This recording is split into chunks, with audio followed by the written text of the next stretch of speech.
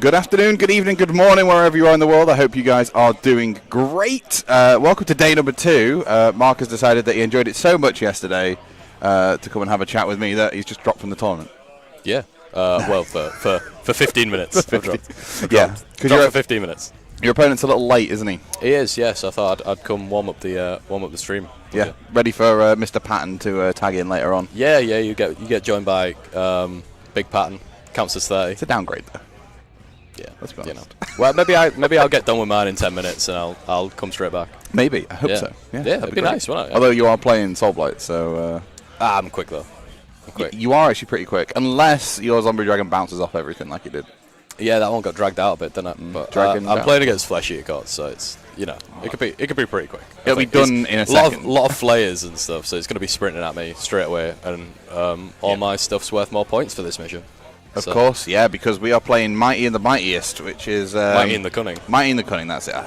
It should have been Mighty and the Mightiest, let's be honest. I should do it. I should just do it. Isn't Might of the Mightiest, isn't that a rule or something like that? I can't remember. I have no idea. Yeah, so this is 4 objectives in the middle, and it's the 11-inch deployment on each end. Yes. And it's a hold 1, hold 2, hold more, and if you score 2 VP every time you kill a GV unit. Yep, and an extra point, I believe, if they're on their contesting an objective. Correct, yeah. So 3 points if your Gallivets are contesting an objective, which is great for my army of Gallivets. Yeah, your whole army of GVs. They really should make it optional. They really should. I'm bleeding points like a motherfucker this game. Yeah, it's an interesting... I mean, obviously they're like, well, just build your list different. It's like, well, no, if I want to play with just Horde Spam, don't penalise me for playing Horde Spam. Well, as well, I don't think there's any way to get Battle Line in a Soul Blight army that isn't Gallivets without making it like Avangori and taking like Terrorgeists and shit. Oh, well. I'm so sorry. Well, I'm going to nip over to the lists, and we can have a cheeky look through Stephen's list. We've got Stephen Mitchell versus Toby Meadows in a Seraphon versus Slaves to Darkness matchup here. Both of these players are 3-0 going into day 2. Yeah, there are 4 players on 3-0, which means we're going to have a definitive winner at the end of it. Which is always good. And hopefully, if they're both up for it, we'll have them on stream. And we'll have the final on stream. I'm sure Toby will come back on, obviously, being that he's on it already. So, well, I mean, yeah, Toby's just not going to move his stuff, and then Andrew's going to be back on when he wins his game. Assuming Toby wins. Well, we'll see. He is facing this Seraphon list here from Stephen.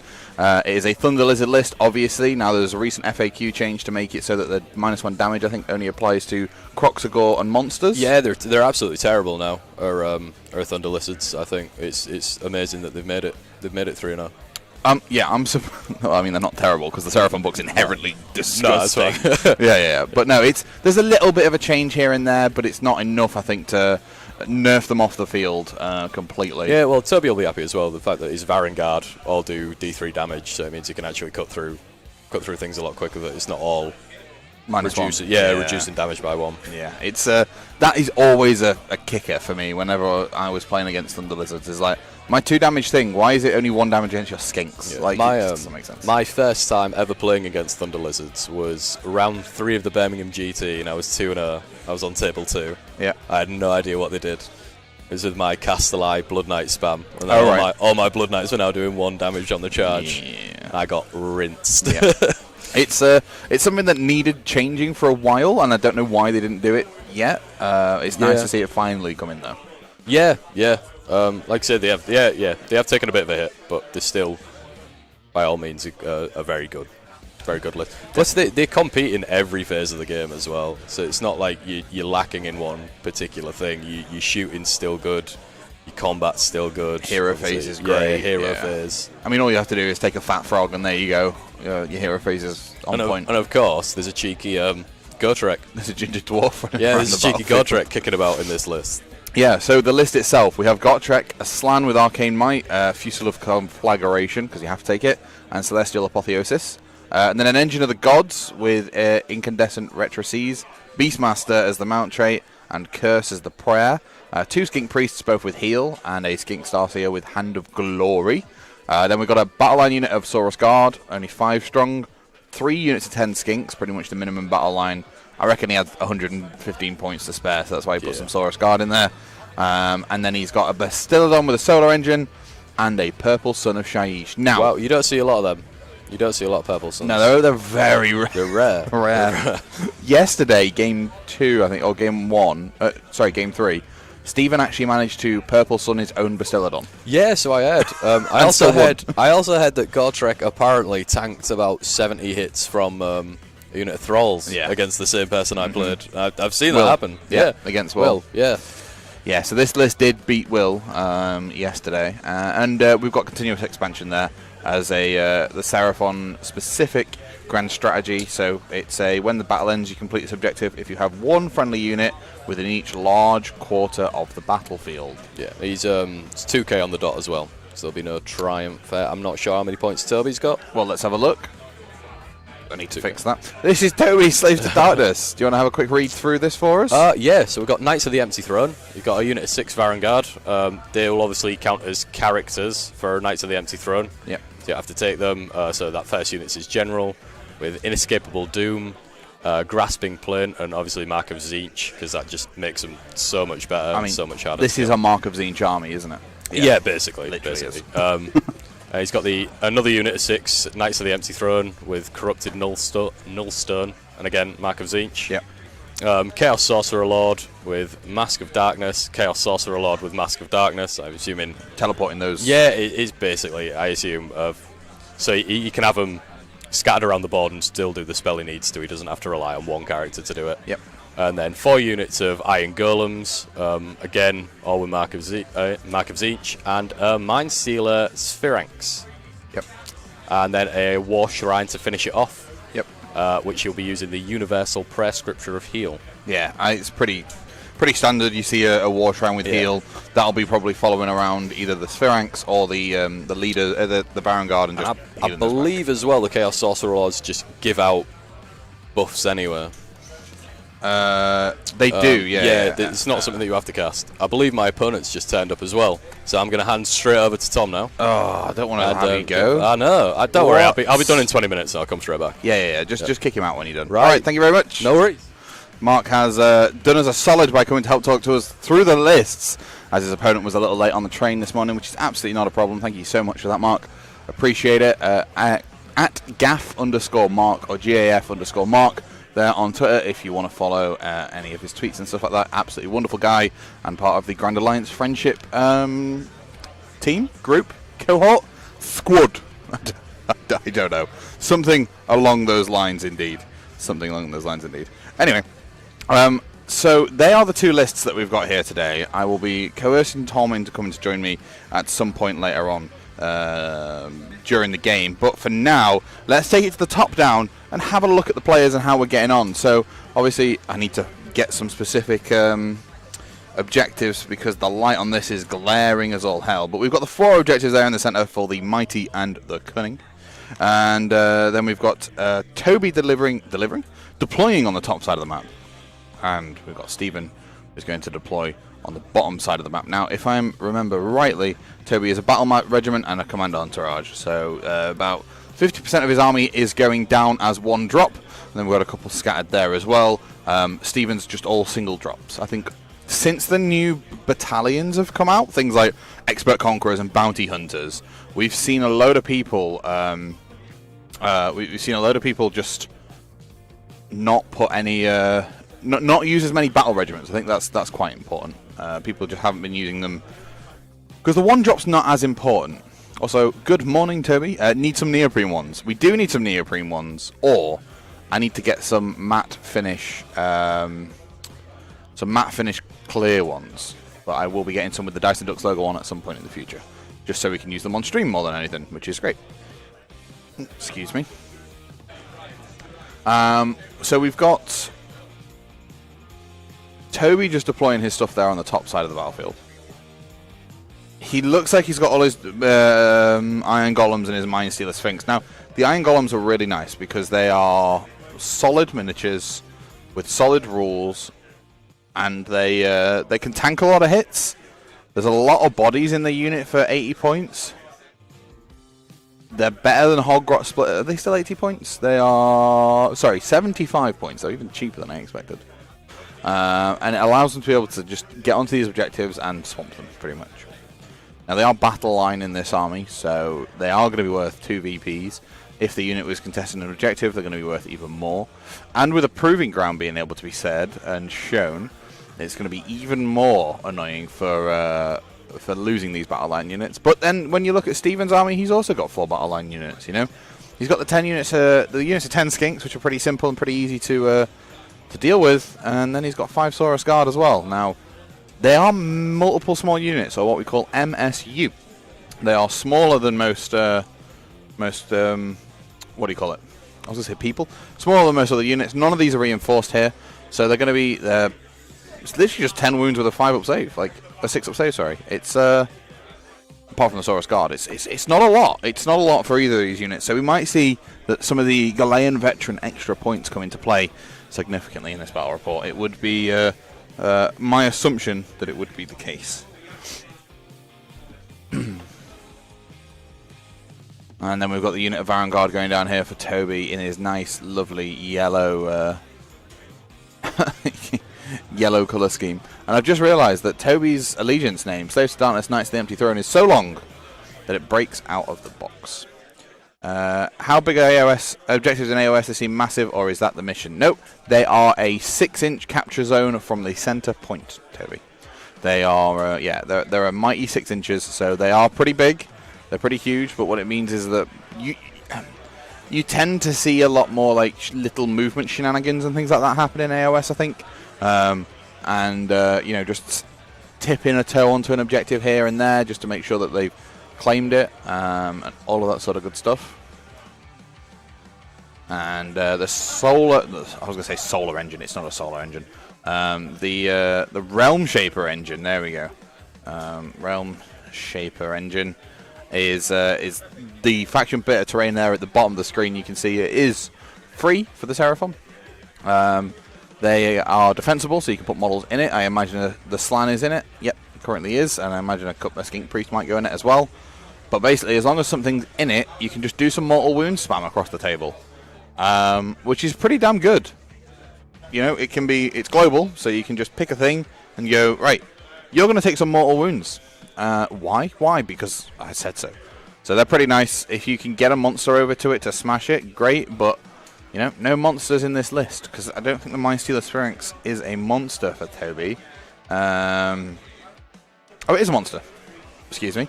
It is a monster. 10 wounds, 10 move, 10 bravery. Not a 10 up save, though. 5 up save. Not the tankiest, but you pretty much take it for Dominate Mind. So in your hero phase, you can pick an enemy unit within 12 inches of this model. Within, not wholly, just within. That is also visible. If you do, both you and your opponent must secretly place a dice so that it shows any number and then reveal them. If the numbers shown on the dice are the same, this ability has no effect. If the numbers shown on the dice are different, the enemy unit you picked fights at the end of the combat phase. You cannot pick the same unit as the target for this ability more than once in the same turn. That's pretty damn good. That's pretty damn good. Alright, chat, give me 2 seconds. I will be right back. I'm just going to nip to the table and just have a quick look at something. But hold your horses. There'll be 30 seconds of silence.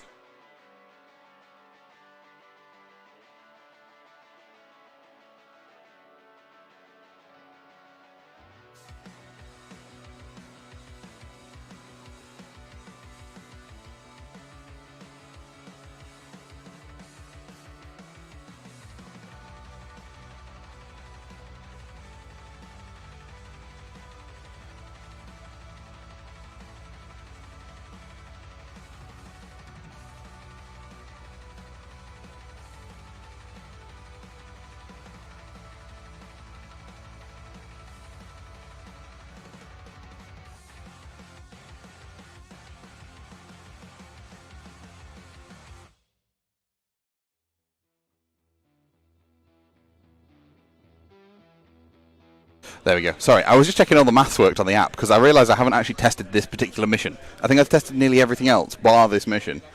So it was like I should probably look at that and sort it out. Hello, Chris. How are we doing? I say nice stream, guys. Here to watch my boy Steven. Well, we are seeing Steven heading up as Seraphon, as you probably already know, and we're going to see how well he can do into Toby here. Who is actually Team England, but he went to the World's Championships, so that's why he's got all the like Team Germany shirt and all that sort of stuff. It's a really nice shirt, actually, the Germany one. It's really cool. But we are hosted here, and we are playing in the Quest of Champions Heat 4. This is the final heat this year for players to qualify to try and get their place in the top 48 players from all the heats. The top 12 players from each event have been invited through to the final and to get a ticket for the final in October, which we will be covering and commentating, I believe. And yeah, then they'll duke it out to see who really will be the champion in the Quest of Champions. So it's pretty nice to see. We'll have the first place from each of the events there, I believe, and we'll see if they can replicate their success and take home the gold. Even if you come last in that event, it's something to say you're in the top 48 of the players that attended all of the events, right? So that's pretty good. And we are hosted here at the wonderful Sanctuary Gaming Centre and Coffee Shop. It is an absolutely wonderful place to be here in Sutton in Ashfield. If you want to come on down, you are more than welcome to.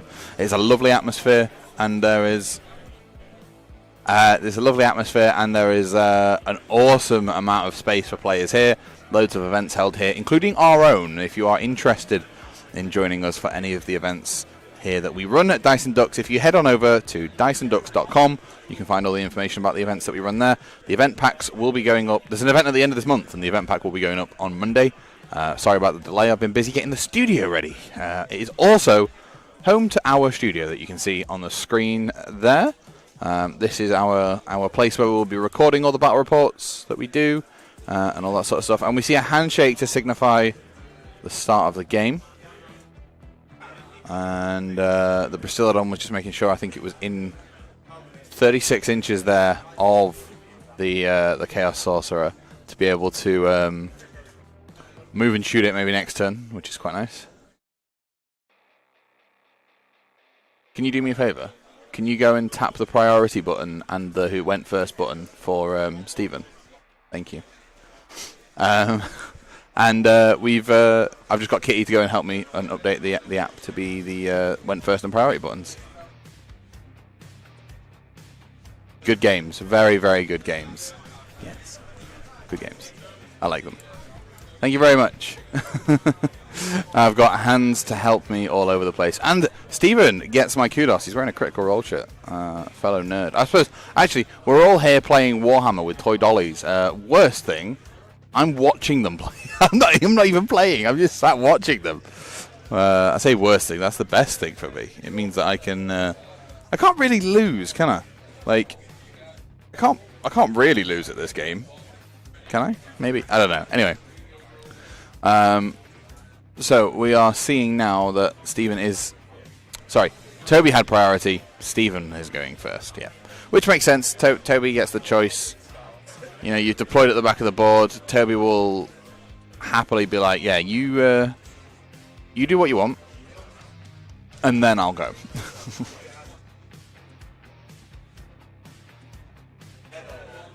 which makes perfect sense. What was I going to do? I was going to have a cheeky look to see if I could open up my volume. No, not. It was a sound settings. That's the one I want.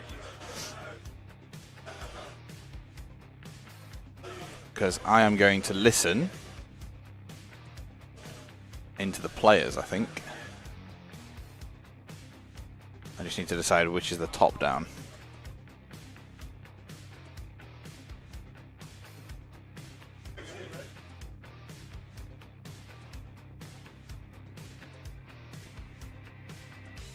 I don't even know which one is the top down. Properties.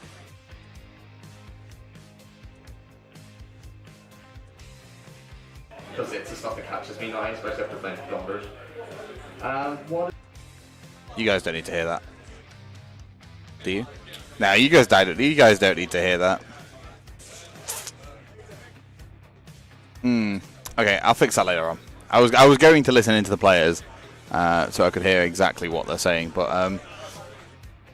I've kind of gone to mess that up.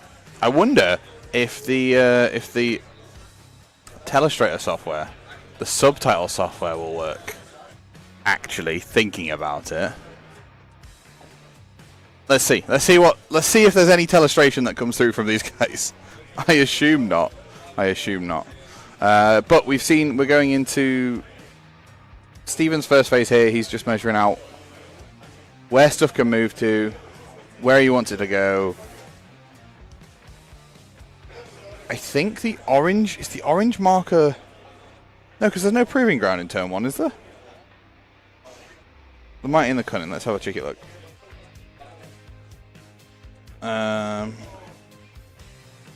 Objectives can be picked as proving grounds more than once, which makes complete sense. And that's pretty much it. So I don't know what the little orange marker there is on the center objective. Maybe I'm completely missing something here.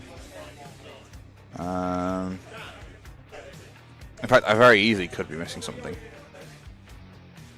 And we're about to enter the longest phase of the game for Steven here, pretty much in the hero phase. The movement, I assume, will be very quick.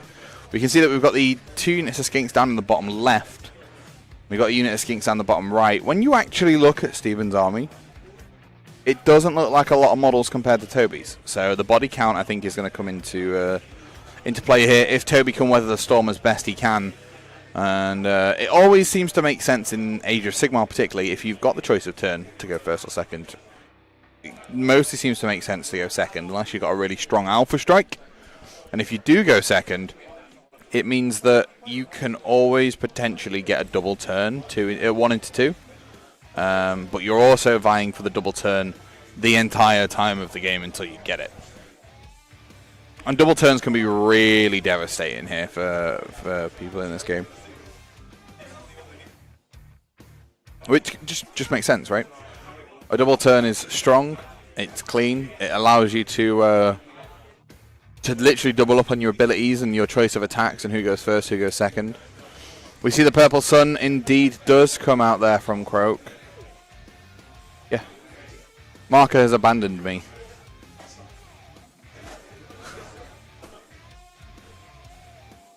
And we can see that, the sun does come out. The new purple sun special rules are interesting. So basically the way the purple sun works now, which is different from before, it has the ability to just swallow stuff up now. And Steven actually swallowed his own Bastiladon yesterday. Toby doesn't do the same to the Stegodon. It's a bold move. Let's see if it pays off, right? Let's have a look at the purple sun. Purple Sun of Shaiish. Here we go. It's only 70 points. You summon it wholly within 8 inches.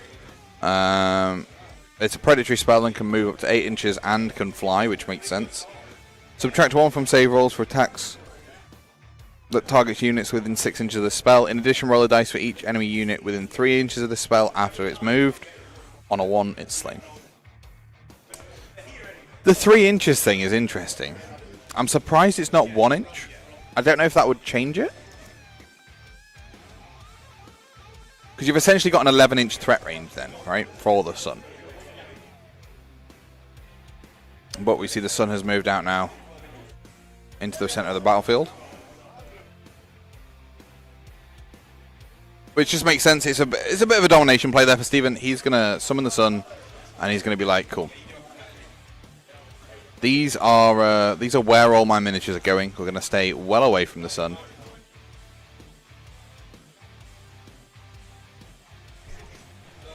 I think the 4 objective missions are probably going to play more into Toby's.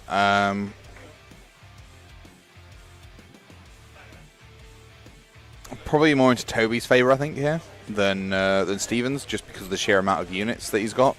Oh, sorry, the sheer bodies that he's got over Steven. Particularly if, Toby gets his target priority right here, you'll be able to see him lift certain units. He might just... To be fair, it is a 5-turn game, and it's something that I've always said about Warhammer.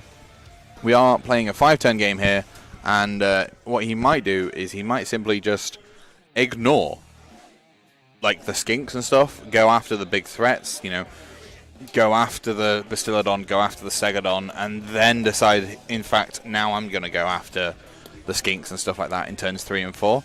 The Vanguard have a really cool ability where it allows them to fight once a game. Which is key and cool.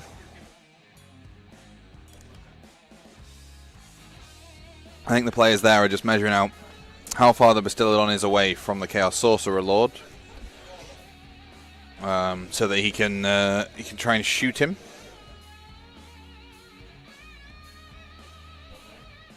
And the players are measuring and agreeing, you know, this is in range, this is in range, this isn't in range.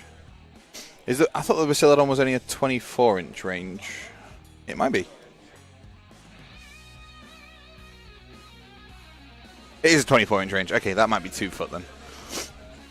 In fact, that probably looks just about 2 foot.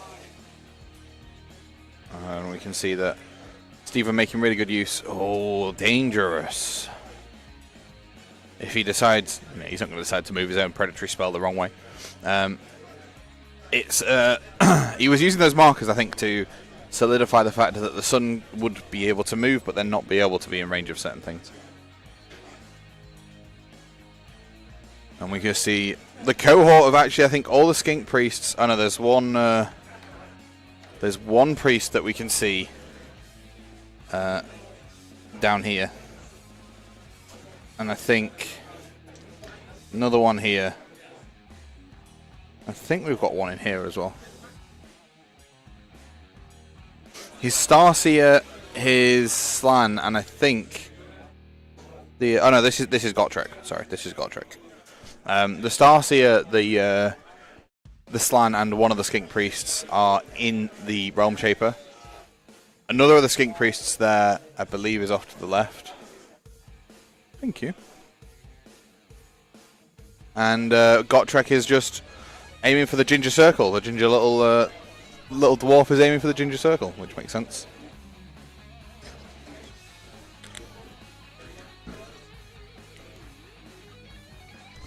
I don't know why, but they make a like a crushed ice drink here that's raspberry and lemon.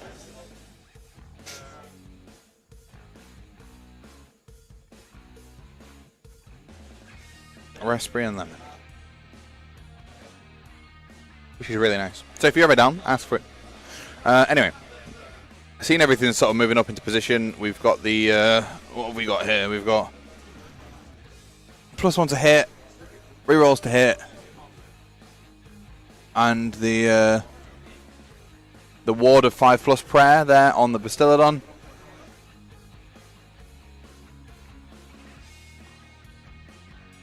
And then something else on the Stegodon, and then Mystic Shield on either Gotrek. I assume it's Gotrek. Might be the unit of Saurus there. We've seen the Solar Engine has rolled an 10.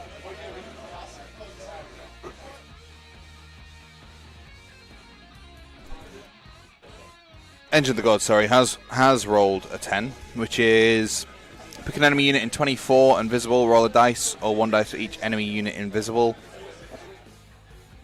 Wait, hang on. Oh, within 12. D3 mortal wounds on a 2+, basically.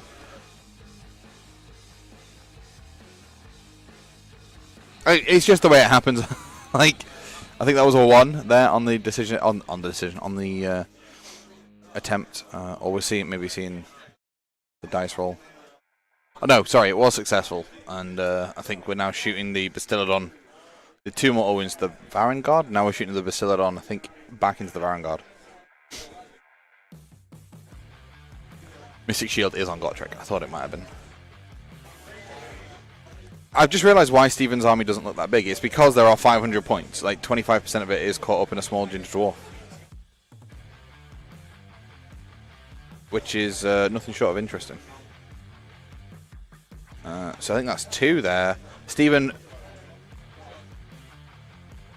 absolute man of his word here. Sorry, man after my own heart here. And taking out, whenever you roll dice, right, I would always take out the failures rather than the successes.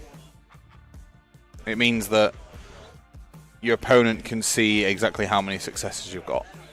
Obviously, if there's only like 2 successes, that might be a bit different. But for the majority of the point, that's definitely how I do it.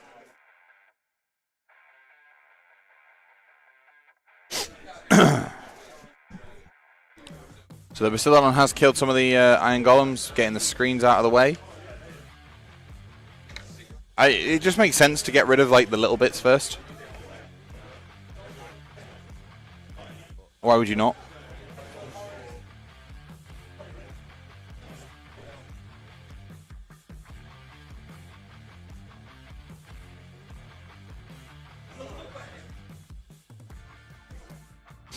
And it looks like those iron golems. Toby has decided to take the iron golem off, and the brute. Sorry, because it's 3 wounds on the brute. So out of the damage that went through, it meant that you could keep a few more bodies there on the battlefield. We've still got 3 full healthy units, a Mind Stealer there as well, and then the 2 units and the 2 blocks of Baron Guard. Now Baron Guard are super nice. Baron Guard, here we go. Let's have a look at the Baron Guard. When Toby gets to activate these, they've got a 10-inch move, which is quite nice. But more importantly, you have a teleport with the Mask of Darkness here to be able to shift some of these guys. Although actually, it looks like Steven did actually manage to lift the Sorcerer at the back of the board rather than shooting the Baron Guard, which is quite nice.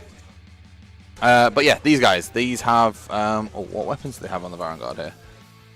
We have the Demon Forge Blade and Warpstone Shield, so you've got 3 attacks on each of those models, 3+3 plus -1 D3. You've also got, you've not got the rerolls for Archeon, which is fine. I need to go and fix the signal from that camera, please hold. And add 1 to wound rolls for attacks made by the Fell Spears, which doesn't matter. Relentless Killer. The modified 6. Oh, you get a mortal wound in addition to normal damage with the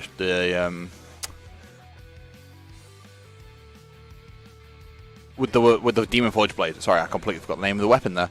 And then the Warp Steel Shield is really good in the current prevalent meta because on a 5-up you can ignore the spells, the effects of endless spells and spells. But I'm going to be right back, 2 seconds, team, and I'm just going to go and fix that camera.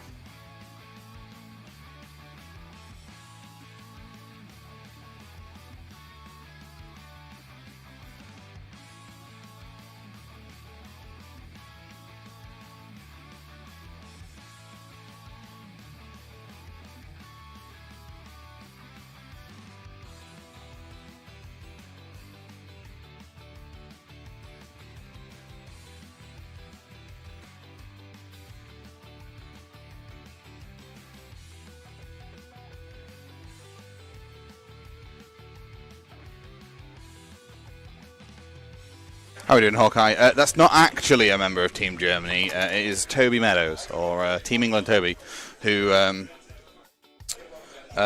went to AOS Worlds and managed to come home with some goods in terms of the shirt.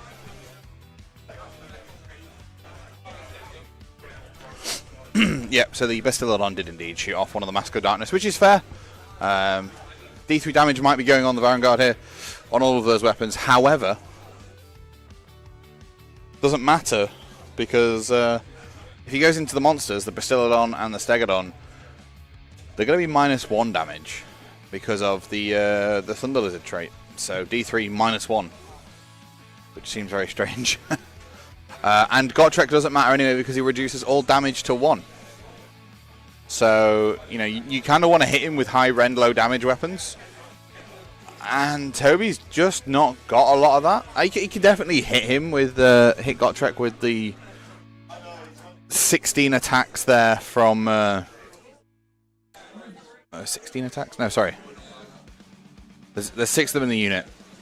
18 attacks there from the Baron Guard, but you know, you're only ever going to do 18 damage to Gotrek, and he's going to save half of them, and then he's going to ward all of them, and then you have to pop your fight twice to kill Gotrek, who is stood just here. You've also got to be careful of the endless spells, or the sun. You're going to have to come this way. And you kind of want to hit Gotrek. It's weird, because there's no shooting for Toby, so he can't shoot down Gotrek, so Gotrek's pretty safe to just walk into the center of the battlefield. Both players did choose against the odds as well for their battle tactics, which makes sense. We We see against the odds use turn 1 quite a lot, so pick a unit from your starting army. You complete it if at any turn any models in that unit contest an objective. Fair play. I've started taking the Quicksilver Swords to take out the likes of Gotrek. That's the one where you roll like 12 dice, right? And every 5 up's a mortal, or something like that. The problem is with Gotrek, he's got a 3+. No, he's got +1 to his save currently from the Mystic Shield, but also he's got a 3+ ward, hasn't he? Which is disgusting. And we saw the obviously the Endless spell also moves at the end of the hero phase. So now it really does make Toby sort of think, well, how am I going to play this? Because it's also going to move at the end of the next hero phase. And we could see it swallow up a Vanguard, we could see it swallow up all sorts of stuff.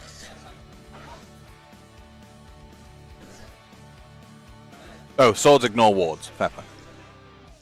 They've changed the spells since I actually used them, and we went from a meta that didn't really use a massive amount of endless spells in terms of like...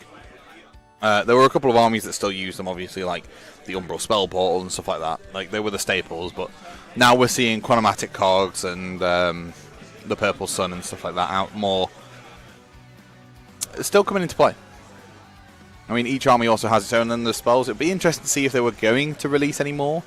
They have obviously you've got Launchen and you've got the Soul Screen Bridge and the Shards. Nope, Dan's not looking at me. That came out with Forbidden Power. Forbidden Power? Yeah, that was it. I can't remember half of the things. But yeah, Against the Odds was chosen again. I mean, why would you not? It's pretty simple.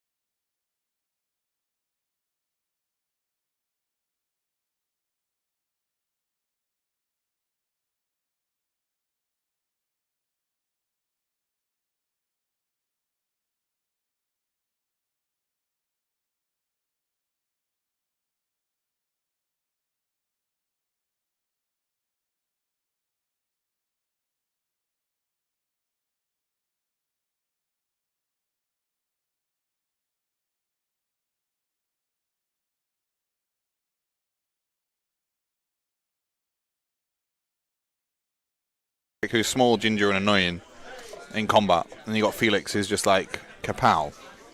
I'll buff Archeon. Maybe Archeon. Maybe they make it so that Gotrek can fight 3 times if he's near Felix.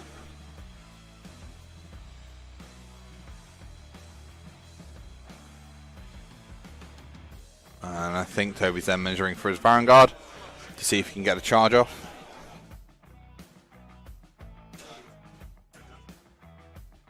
There's a 10-inch charge there on the right-hand side of the battlefield if he wanted to get into the Skinks and try and take them down. If Gotrek was worshipped, if Gotrek could be worshipped, then he would be. That is a very good point. That is a very good point. He's too proud and ginger. That's the problem. That is the problem. So we are at Crest of Champions Heat 4, in case you guys are just joining. Oh, Thanks, Tio Dan. Thanks for that. A box of Yorkies. It's not. I think it's a box of chairs. Box of stacking chairs. Anyway. What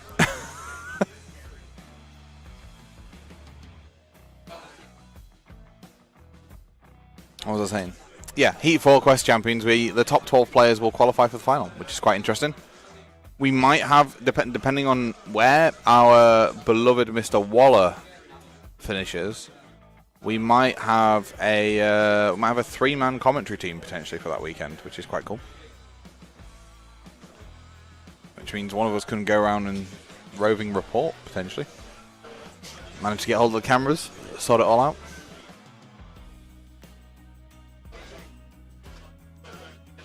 Be quite interesting to have one of us go around. Let you guys see a bit more of the venue.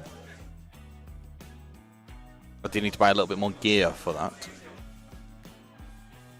I also need to buy some more gear before October anyway, if we're having 3 men. I need a 3rd headset for a start.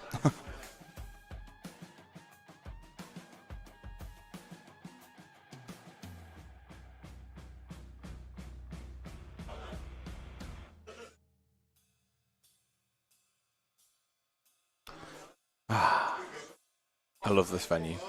Sorry, it's just something really nice about sitting in the corner like a little golem and watching people play Warhammer. I don't know what it is. There's just something about it. I'm glad we can bring the coverage here to you guys to have a little go as well. We've seen the Vanguard move straight there into the center of the battlefield. It's pretty dangerous there for Toby, but the Purple Sun is in a position where it is nothing short of annoying. And you're going to have to either go round it or face it. Remember, on a 5-up, he can ignore the effects of it anyway.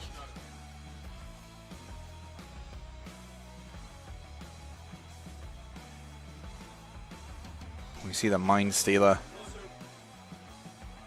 is making a run. And Toby's trying to decide what he is going to do with that. We are approaching an hour live. And around about 40 minutes played, I think, of the game so far. The hero phase for Steven's always going to be a big one.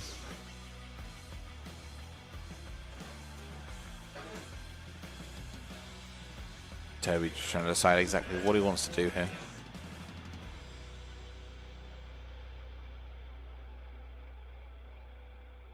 He's looking at trying to put the fight last there on Gotrek. But Gotrek, I believe, has a ignore as well. Why would he not? Let's have a cheeky look. Ginger Dwarf, show me your rules. Reroll hit and wounds. 3+ ward. At the end of the combat phase, if he's in 3, he can fight again. Oh no, he doesn't have a spell ignore. Interesting.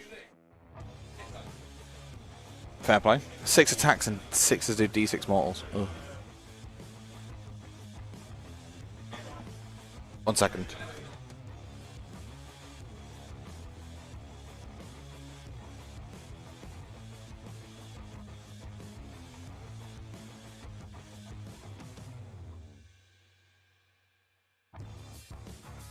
Sorry. Thank you. Just setting up a couple of games here at Sank. You can play pretty much loads of game systems here. They've got terrain and mats for it all, which is nice.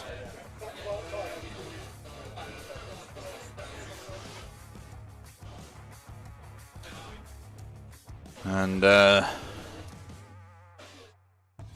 here we go. We are seeing Toby making a decision. Mind Stealer went over to the left-hand side. He's not going to try and put the fight last there on Gotrek, which is kind of interesting. You need to be able to hit Gotrek with all sorts of stuff, I think.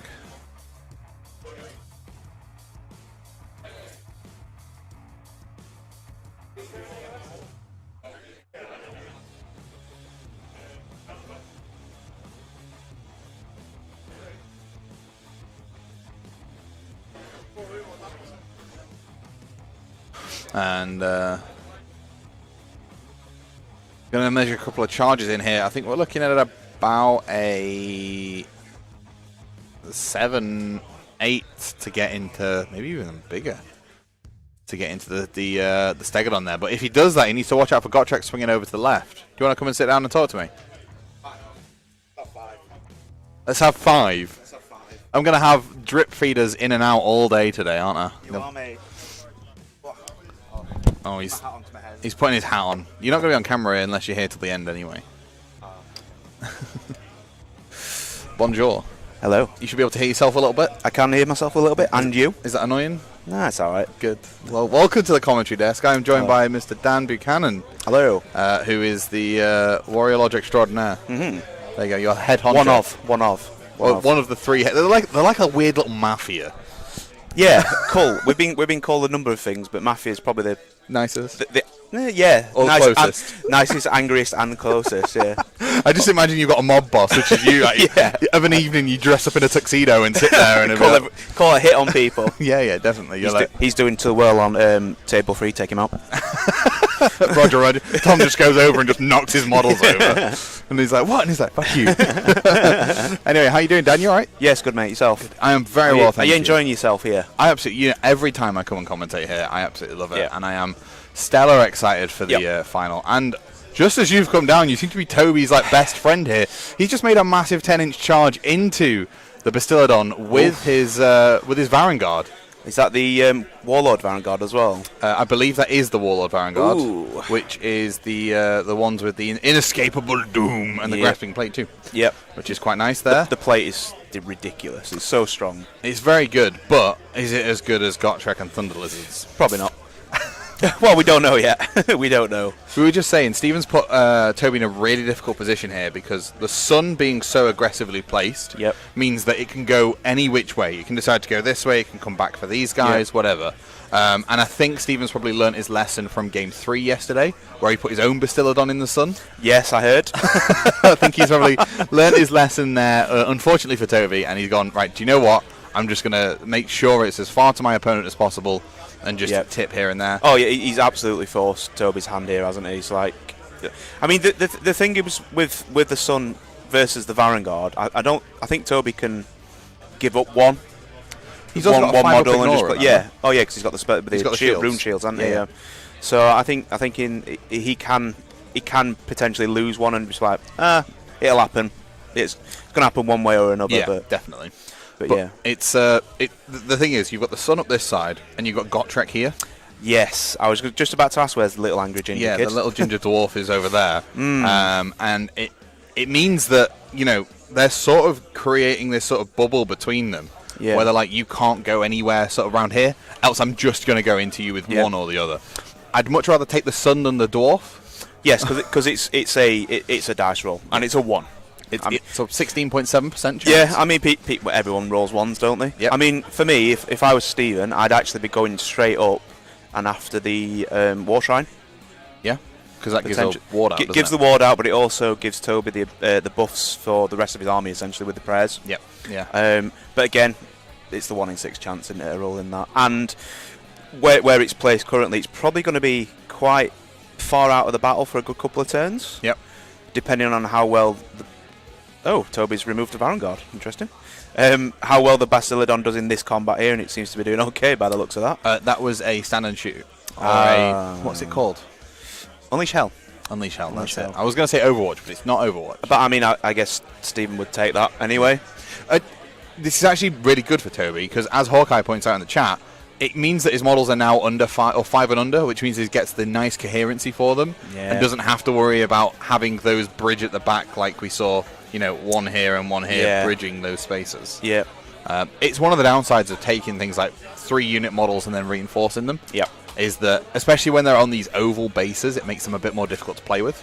Yeah, it's exactly the same with stuff like the Kernoff Hunters. Yeah. Which is a nightmare to try and get everyone in combat with. But Yep. Unless they're... Oh no, because they can't be with Galatian veterans. They're 5 wounds. Because they're 5 wounds, which means they're not fighting in the 2 ranks, which means you are taking the size for the extra range on them. Yeah. Which then you still got to really push them in between the bases so you get that 2 inch. And at that point, you're looking at, well, why don't I just MSU it and take units of 3 across the board? Yeah. which but is spending multiple CP on +1 to hit, all the other jazz. But which is, I think, from a army list building perspective, in that regard, the game's quite healthy in the fact that you've got choices to make. you've with got stuff so like many that. options now. It's brilliant. But I think the way that they've done the GV units, or the Galatian veteran units, is what they should have done is made that optional in list building. Correct. Yeah. They should have made it. You can make this. You can make them all, or you can make one or none. But they also then should have tweaked the battle tactics. I think to reward. It could have been rather than the bounty hunters. I think playing with the bounty hunters is amazing. Don't get me wrong. Yeah. But I think they probably should have made the Galatian veterans a battalion. Yeah. Oh yeah, yeah. You definitely could have done. Because I think it's almost like they've gone right. We're going to open the game up. We're going to have infantry as the main focus of this GHB. Here's bounty hunters. Nobody's ever not many people are going to take relation. Oh, but they haven't got no choice. A lot of armies. Yeah, but of course. It's one of those things of they've said it's all about the battle line. I didn't realise it was going to be all about killing the battle line. Killing the battle line, yes. is what happened this season. And we might see changes, but having only a 6-month period where the General's Handbook is relevant, I don't think it's long enough. No, me and Tom were talking about this last night. I can't see how it's going to work and please a lot of people because, I mean, me personally, how long has it been out now? A couple of months? I've only played 3 games of this new one. I think it's 2 months now. 2 months, yeah. So in 4 months, I'm going to have to restart again and play more. The thing I was saying to Tom yesterday was they should make it 9 months because it takes around about 3 months to adjust for the whole community. Yep. I'm talking top table to bottom table. Oh yeah, the whole it affects community. everybody. Yeah, that's it. Yeah. So it takes 3 months to adjust, and also what GW could then do is at the end of that 3 months give an FAQ out. Yeah. That fixes all the problems that people have found, addresses some of the other things they've found, and then you've got a full 6-month period where you are playing with that book, and you get all the things under your belt. You get a chance to play loads of games with it. Then start the process again. I'd be happier with that. Yeah, I mean, I said to Tom yesterday. I think what they should do is kind of make it very similar to a sports season. So 10 months ish, give or take, and then some downtime. Yeah, then have a winter break, or just run it within. I mean, obviously the stats season and stuff are obviously all fan made, I guess. Yeah. They're not official GW stuff, but kind of run it alongside that, like they did with the 40k ITC and stuff like that, which they then incorporated themselves, didn't they? So, okay, the Bastille's gone. I did not expect that Bastillodon to be lifted with the -1 damage. Looking at Toby's face, I don't think he did. Yeah, and he's not even activated his fight twice on them. No, unless he wants to go into some skinks, which I doubt he will do. Well, you say you doubt he will do. However, this battle plan rewards killing GV units. Yeah. And if that unit is contesting an objective, which it currently is, it's worth a bonus point. Yeah. So there could be, if he gets lucky, and if he does decide to go, I think you have to declare at the start of the combat phase if you're going to use it. Yeah. So this is why I think Stephen is now piling in with the skinks to get on that objective, which fair play to him. I think Toby's very much in the mindset that I am, that this is a 5-turn game. You don't need to blow your load turns 1 and 2. Yeah. Play for 3, even play for 4 and 5. It's so hard not to do that though when you've got 12 angry dudes on horses. Yeah. It's things like when you look at Gargant players, right? Yeah. They really struggle to, you can see it in their face. They want to just yeet it in. They want to go. They want to just go, yum, look at that. And then they're just like, I have to stop. I have to slow down. Yeah. And take my time. And I think that's genuinely what separates top from mid-player the table players, is the ability to hone yourself in a bit. You don't need to go ham turn 1. You can chill out a bit and pick your battles. But that's it. It's not quite 40k, is it? Where it's a 1 turn and done. 40k is pretty. Sorry, old for the 40k players. No, that was a really quick turn 1. That was pretty simple. There was just a pile in there from Stephen, not into a position where he can attack, but just keep the Vanguard in combat, allow the sun to maybe move back down towards them. We might even see it go across the Spheranx here and stop the fight last. Yeah, again though, it's a dice roll, isn't it? It's one of those. Definitely. Can and cannot work sometimes. I don't know. I think the position is kind of. To begin with, I think that the Sun was in a great position, but now he's kind of, because there's so many rife targets here. He's kind of stumped himself of where to go. Yeah. Because I would assume that Stephen was expecting that Bastillodon to survive. Yes, and just block this off. Just block that up, and then they're stuck for a turn. Yeah. But now he's kind of got, with the positioning of the sun, he can go anywhere. Yeah. Maybe Maybe he's got decision overload as well. I think so. Yeah. Yeah. I was talking to Andrew about it yesterday after his game 3, and we were saying, the more decisions that you can make your opponent make, Yeah. or the more options you give them, the more chance they are to make the wrong choice. Correct. Yeah. And Stephen might have played this into his own detriment here. Yeah. I think it's one of those where he has to play this now, not actually for the removing of a model. It's the minus to save. He needs Which to is important. which I think is what actually which is why you take it. Yeah. The killing a model thing's just an added bonus. If you get it, great. If you Yeah. don't, whatever. Yeah. I think it gets the bad rep because a lot of people seem to get heroes and monsters and stuff eaten, which that's what it does. Yeah. That's the game, innit? You can do it with Archaeo and you can do it in a gash. There's a lot. Granted, they're on 800 plus. I was going to say, it's not a 70-point model that casts on a 7. Yeah. or just for free if you play Night On. Well, yeah. Yeah, I mean, I think Stephen has to just kind of focus and deal with a threat at a time now. Yeah.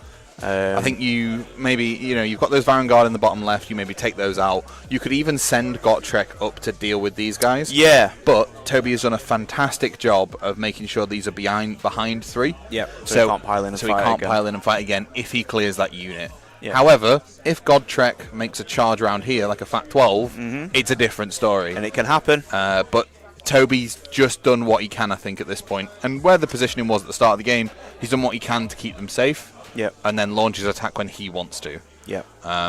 You might also see Toby just ignore Gotrek this game. I know it sounds weird, but he's only a 4-inch move. Yeah, I think that's the only way to deal with him. Yeah. Because there's not very much that can deal with Gotrek these days. He's practically the 3-up save re-rolling into it with the ward. Yeah. I mean, he's a massive target for things like Reavers that are 1 damage. Yeah, and if you can get those. Piddly things kill Gotrek. It's weird, right? Not your big god monster. Yeah. Just some little dude with no soul and a bow. Ungor Raiders, mate. OP. I bet they are the best things. Yeah, Ungor Raiders. Because they can stay far enough away from him and just keep shooting at him. Yeah. Obviously, Sentinels would also do the work, but Sentinels kill anything. Pretty much. Anything with high rend, low damage kills him, because he's got a 4-up native save. Yeah. Obviously, 3-up now with the Mystic Shield, but if you're still hitting him with 2 rend or 3 rend, if he's not got that +1 save... Yeah, he's nails anyway, isn't he? 8 wounds, and... I think the perfect thing to actually deal with him is if you can get a lot of your charges off with the... I forgot what the sub-faction's called, but the Dreadscythe Hyridans. Okay. Not Scarlet Doom, because that's the Blade Geist one. The one that ignores the ward. Yeah, I know exactly Come what on, you I'm mean. a Night Orc player and I forgot what it is. You literally only play Night Orc. No. Yeah. Where are we?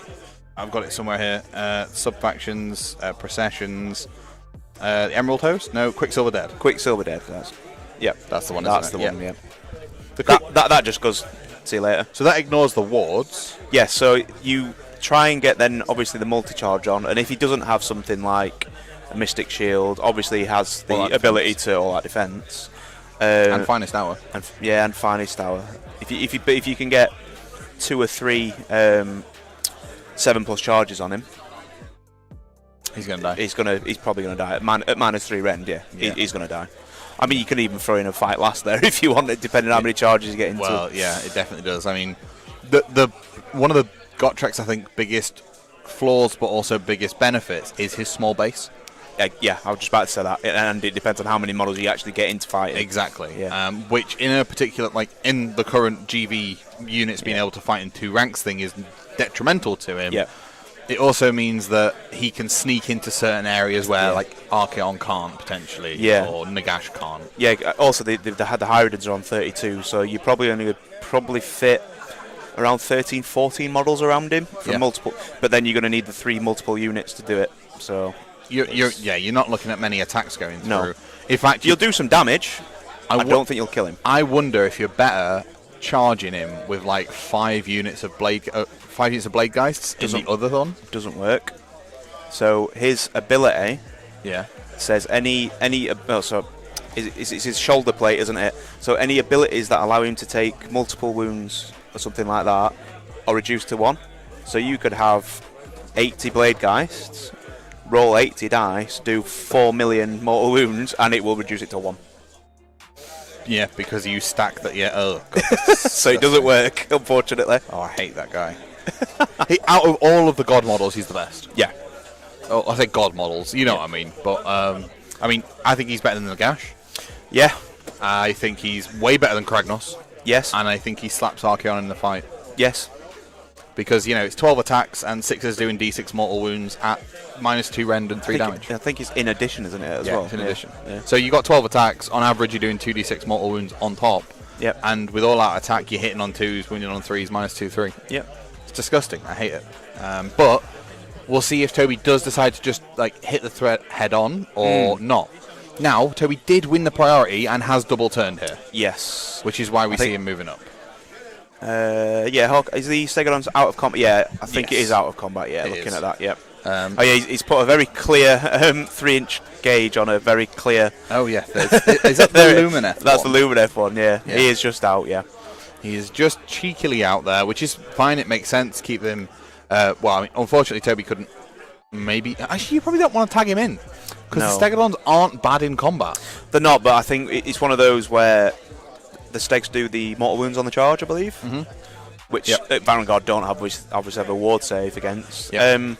Whether it'll kill a lot, I'm not 100% sure. 'Cause I think, are they 4 damage, I think? Something like that on the horns? Something like that. Let me have a double check. Let's have a look. So he might be able to lift 2 maybe on a good day. It's an engine.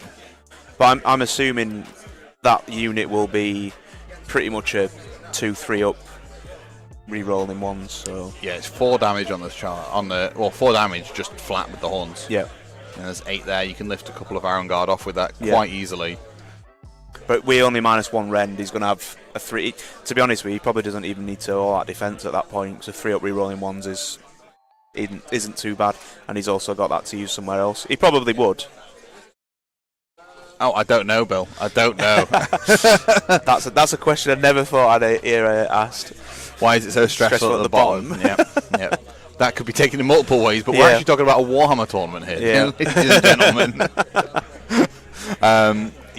Bill is absolutely lovely. We've had him on the stream a couple of times, and he's such a gent. do you know he's only been playing for what, 6 months? Not 5 months? not very long. He was a 40k player originally, and he's made the transition to the good side of the hobby. So we see the Vanguard here making a run actually into there. I think he's auto 6 that as well. He did auto 6 that. That's because they've got the ability to pile in. And yes, they can just pile in 6 inches, can't they? Yeah. Yeah. So I think Steven's now redeployed 3 inches by the looks of that. Which should be enough, because obviously he has to be out of 3 inches. Yeah. But what it's done is it's Took him off the objective. Took him off the objective. Yeah. It's a nice clean objective there for Toby. It now means Toby's holding all 4 of the objectives. Yeah. But it means that Gotrek is going this way. Yes. Which is great for Toby, right? Because he could, if Gotrek's over here, it's going to take him another 3 turns to get all the way back over here. Yep. So, Toby's gone, I'm going to sacrifice these 6 Varangard to keep your little ginger midget away from me as much as possible. I think, looking at this, I think it's one of those, I mean, it's obviously all hindsight, but I think if you actually just take a flank with God, because he'll do that on his own, take a flank, win that flank on his own, you've got your rest of your army to focus on your opponent's army, because they'll try and redeploy away from him, obviously. Yeah. Because it's the only way to really fight him, isn't it? Is don't fight him. Yeah. And that plan would be looking great and solid right now if we hadn't seen the Bastiladon die in turn 1. Correct. Yeah. The Vanguard did absolutely awesome to sort of stop that, but I think we're probably going to look at seeing potentially 2 dead units of Skinks here, and they're both contesting this objective, which means they're both actually worth 3 points when they die. Yep. So and one unit could possibly be fighting last as well. I mean, I don't think that's going to make a difference. For the Skinks, it doesn't matter. Make a difference, but and we're going to see the bowlers be thrown out here. I think Toby doesn't need to bowler here. Yeah. Because if he does and kills one, he removes this Skink from this objective. Yeah. 1, making the charge harder, but 2, also actually removing 3 points. He has done it. Yeah. Yeah. Gone. So it's making the charge harder, it's making it a little more difficult for him to get to, but It's Toby's obviously played on. The Mind Stealer's charged. Interesting. Why is the Mind Stealer got him? He's just an angry cat. Meow. It can only do 5 damage. Yeah. What? The only thing I can think of what he's playing with there is actually using the terrain and just basically blocking those skinks off from getting back onto that objective. Yeah. Because it is a monstrous cavalry base, isn't it? Yes. So it's a good, 5 or 6 inches? Not 5 or 6, about 2, 3, 4 inches. It is, isn't it? It's about 2 inches wide as Yeah. well. So it's pretty solid. He pins both of them in combat even more. Yep. We're going to go with the Baron Guard first. Be interesting to see if he does activate. So I know it's only skinks, but actually removing those 2 skinks, Yeah. I think might actually win him the game. Because Stephen will literally have missed the slan, obviously in the temple there. Are they Saurus Guard at the front? These are the Saurus Warriors. Warriors, Guard. Yeah, they Yeah. are Guard. Yeah. There's a Skink Priest here. Yep. There's a Starseer and a Skink Priest in here. Yep. The Stegodon here and Godtrek here and the unit of 10 Skinks over here. Yeah, I think if... But if we have a look at Stephen's army, look how spread out it is, right? Yeah, and he don't want to be doing this, but I think that... Yeah, I think... And then we look at Toby's, like, he's got a block here and a block here. Because of how good the Varangard are, Toby can afford to do that, and how cheap his battle line units are as well. Yeah. He's got that many. Yeah, it's nice to have 12 of them on the table. It's just yeah. a shame they're 60 quid for 3. Yeah. Or whatever they are. Oh, now. yeah. I think, I think it's going to be hard for Stephen to get back into this when he loses those skinks.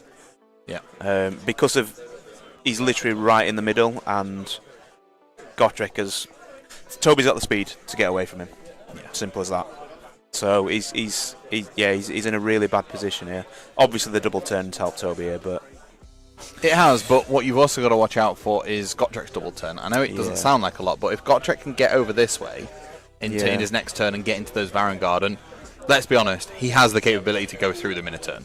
Yeah. He can then look at retaking this flank in his double turn. Yep. Leaving a War Shrine and just these guys on there. Yep.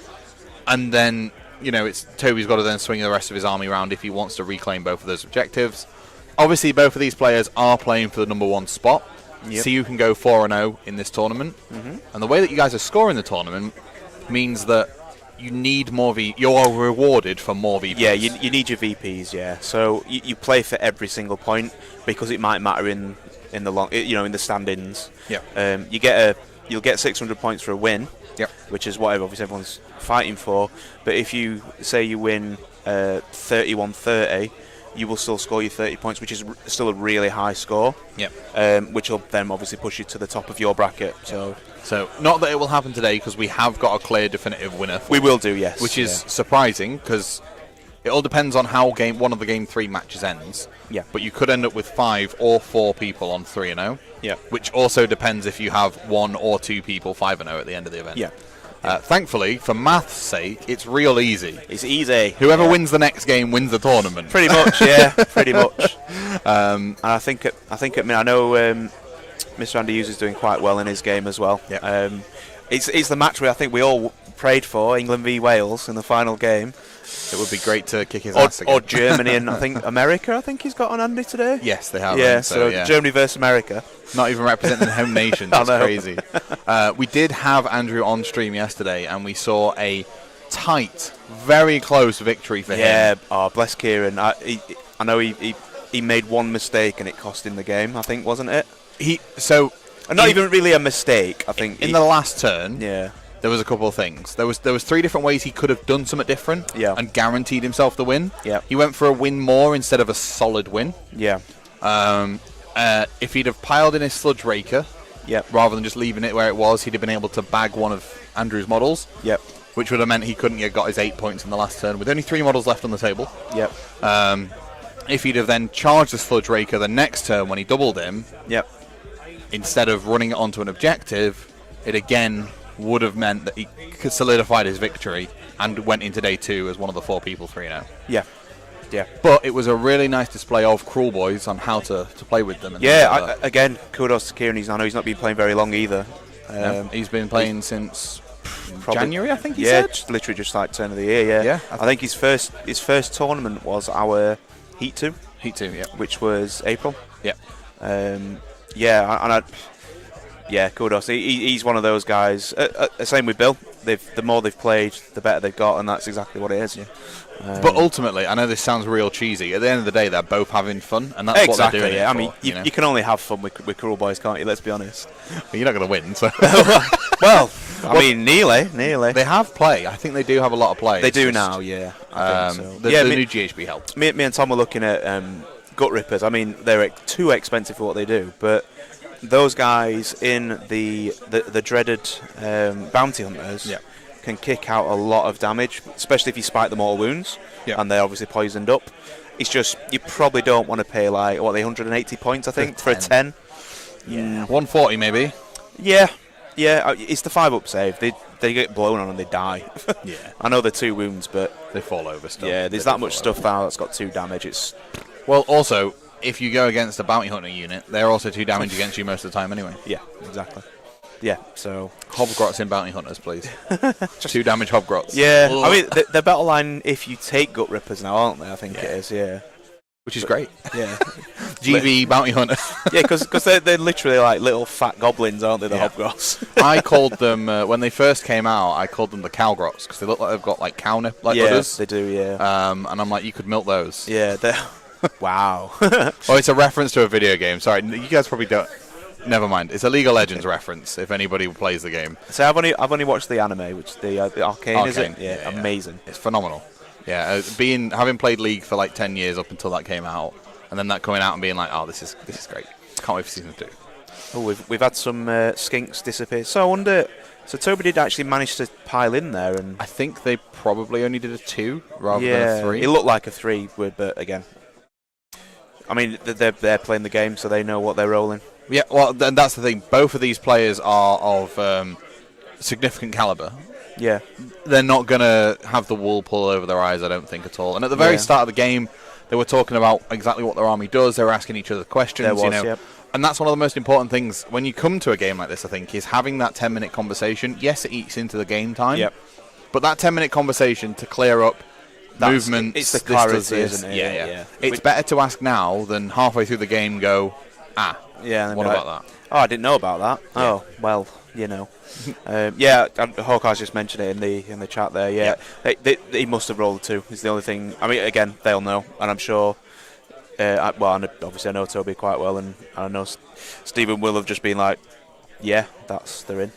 And we've just seen that there has been a massive swing of VPs there for Toby, because not only has he Big swing, 7 wiped points. out the GB units, he's also hold 1, hold 2, hold more as well. Interestingly, has he not swung? But he didn't get gaining momentum. So has he not swung down in the bottom cut on the left hand side then against the skinks? Because why are they still there? I think he did and whiffed. He must have with that. I suppose, yeah, he's only got 2 Varangard in there and The Iron Golems, Golems. and the Mind Stealer. yeah, That unit should be dead, let's be honest. yeah. I mean that's probably a play from Toby. Is he didn't probably want to kill that unit, just hold them in there. For now, yeah. It Yeah. keeps them a little more pinned down though his own units. I guess if he can kill them in his opponent's turn, it frees them up to be able to do what they want next turn. Yeah. So gaining momentum was pick an enemy unit, you complete if it was destroyed, and you control more objectives. I mean, he controls all of them. But I think he chose that unit of 10 skinks there on the left, which is why he didn't get his full his battle tactic this turn. Interesting. But it's still a 7 VP swing. It seems like a lot, but in this mission, every time you kill a GB unit, it's worth 2. 2, yeah. And if you can kill, like, you know, if Gotrek goes into these Iron Golem, I think it's a big waste of Gotrek, but if you do it, that's worth 3 because they're currently contesting an objective. I think he has to do that now. He can't chase the Varangard around the board because he'll never catch them. He's just got to go ham and kill everything else now, I think. Yeah. And because the thing is, if he just leaves Toby with the 2 Varangard units, yes, they're fast, but there's still only 2 units. Yeah, I think that was a summon roll, maybe? I think he was rolling the Engine of the Gods there. Ah, of course, yeah. And I was trying to... he calculated it so quick. I'm there going, what number is that? I think it was like a 10 or something. Yeah. Yeah, and as Hawkeye says, he is very close to do... Well, I think he will get his Grand Strap No place for the weak. Yeah, just kill the battle line. Just kill the battle line. Yeah. Now, you've got Which to he's got them pinned in anyway. But he's also got these Eyes of guard the warriors. Yeah. He needs to kill those Saurus guard. But we're only on turn 2. Yeah. I can fully expect to see those skinks fall over by the end of turn 3. Yep. And then turn 4 and 5, it's just going to go clean up those guard, get his grand strat, solidify 3 points, and ignore the Ginger Dwarf. Yeah. I also think he's just going to ignore the Realm Shaper. Yeah, he's not doing anything while he's sat there. Well, really? I mean, it's consistent mortals every turn, Yeah. but you've got a Starseer and a Slan in combat in there. I don't think it's going to be enough, though, is it? Not to do enough damage, I don't think. Yeah. I was saying this at the very start of the game. I think the pure and raw model count from Toby outweighs Stephen's ability to try and retake these objectives if he falls on the back foot in terms of deleting stuff. Yeah. It's all well and good having a 485-point monster in Gotrek, but he still only counts as 2 models. Yeah. Yeah. So all Toby's got to do is put some chaff on there and away he goes. Yeah. And if he goes second in a turn, he can proving ground one of them. Yeah. Has Stephen forgot to move the Purple Sun? It moves at the end of the hero phase. End of the hero phase. Yeah, predatory spells move at the doing end. now, isn't it? Yeah, they move at the end of the hero phase, I think. Yeah. I'm just wondering what he actually does that now. Does he give up chasing the War Shrine about? Because a lot of Toby's stuff is actually out of the aura. So he's 18 inch into. I mean, the Vanguard might be in, but I don't think they're going to need it. Mm-hmm. Whether he actually brings that back down where he was before. The problem with bringing it back down is that if Toby manages to slingshot round here, the sun's going to be sat here doing nothing. Nothing, yeah. Do you just commit to it this side and just wipe out anything you can at any point? Yeah. Well, because Gotrake's not going to care about it regardless, is no. he? So. But, I mean, it does negate an all-out defense on something. It does, yeah. I think that the key thing for Stephen is now what he actually does with Gotrek, I think. Yeah. Because it's safe to say I think Toby's taken both flanks. What he does with that Stegodon as well. Does he just go mental with it now and start charging everything, or I don't know. It's tough. He's in a tough position. Okay. What do I do if I'm Stephen? I send Gotrek up here, kill these, get 3 points. Yep. Depending where you charge, in fact, actually, what you could do is if you get real lucky and go this way, kill these, and then you're within 3 inches, you could even kill the War Shrine with Gotrek this turn. And potentially, actually, the Steg could swing round here and take out the other unit of Iron Golems. That's another 3. We could see a 3, an eye for an eye. Let's assume he kills a thing, so that's another 2. And then it'll be hold. Well, actually, Gotrek can't kill the War Shrine if he wants to hold 1. Yeah, which I think at this minute he needs the points. Yeah, because you're not going to get hold 2, and you're definitely not getting hold more. But he could, in theory. It depends how brave he wants to get. Is run the warriors, the Source Guard. Yeah, and just leave the dudes there because I think the guys in the Realm Shaper are on. Or he could go there because he's 5 models on. That's it's 4, isn't it? Because they're 4, yeah. But your 5 models, if you can get them up here, they can't redeploy because they're in combat. Yep. So you can keep them nice and safe up here. Maybe run them out. Yeah. Yep. So we're assuming. So it'd be hold 1, hold 2. We're assuming this goes here. Yep. Gotrek comes here. I don't think he kills the War Shrine this turn. No. He probably hopes for the double turn. But you could be looking at a hold 1, hold 2. So that's 8, 9. You could be on a plus 10 here. Potentially for Stephen this turn. Yeah. If he does that sort of stuff. With the potential of a double, which could be another 10. Yeah. Because there's enough Iron Golems to go through them. He could then go through to this unit of Iron Golems. They're contesting an objective. They're still worth 3.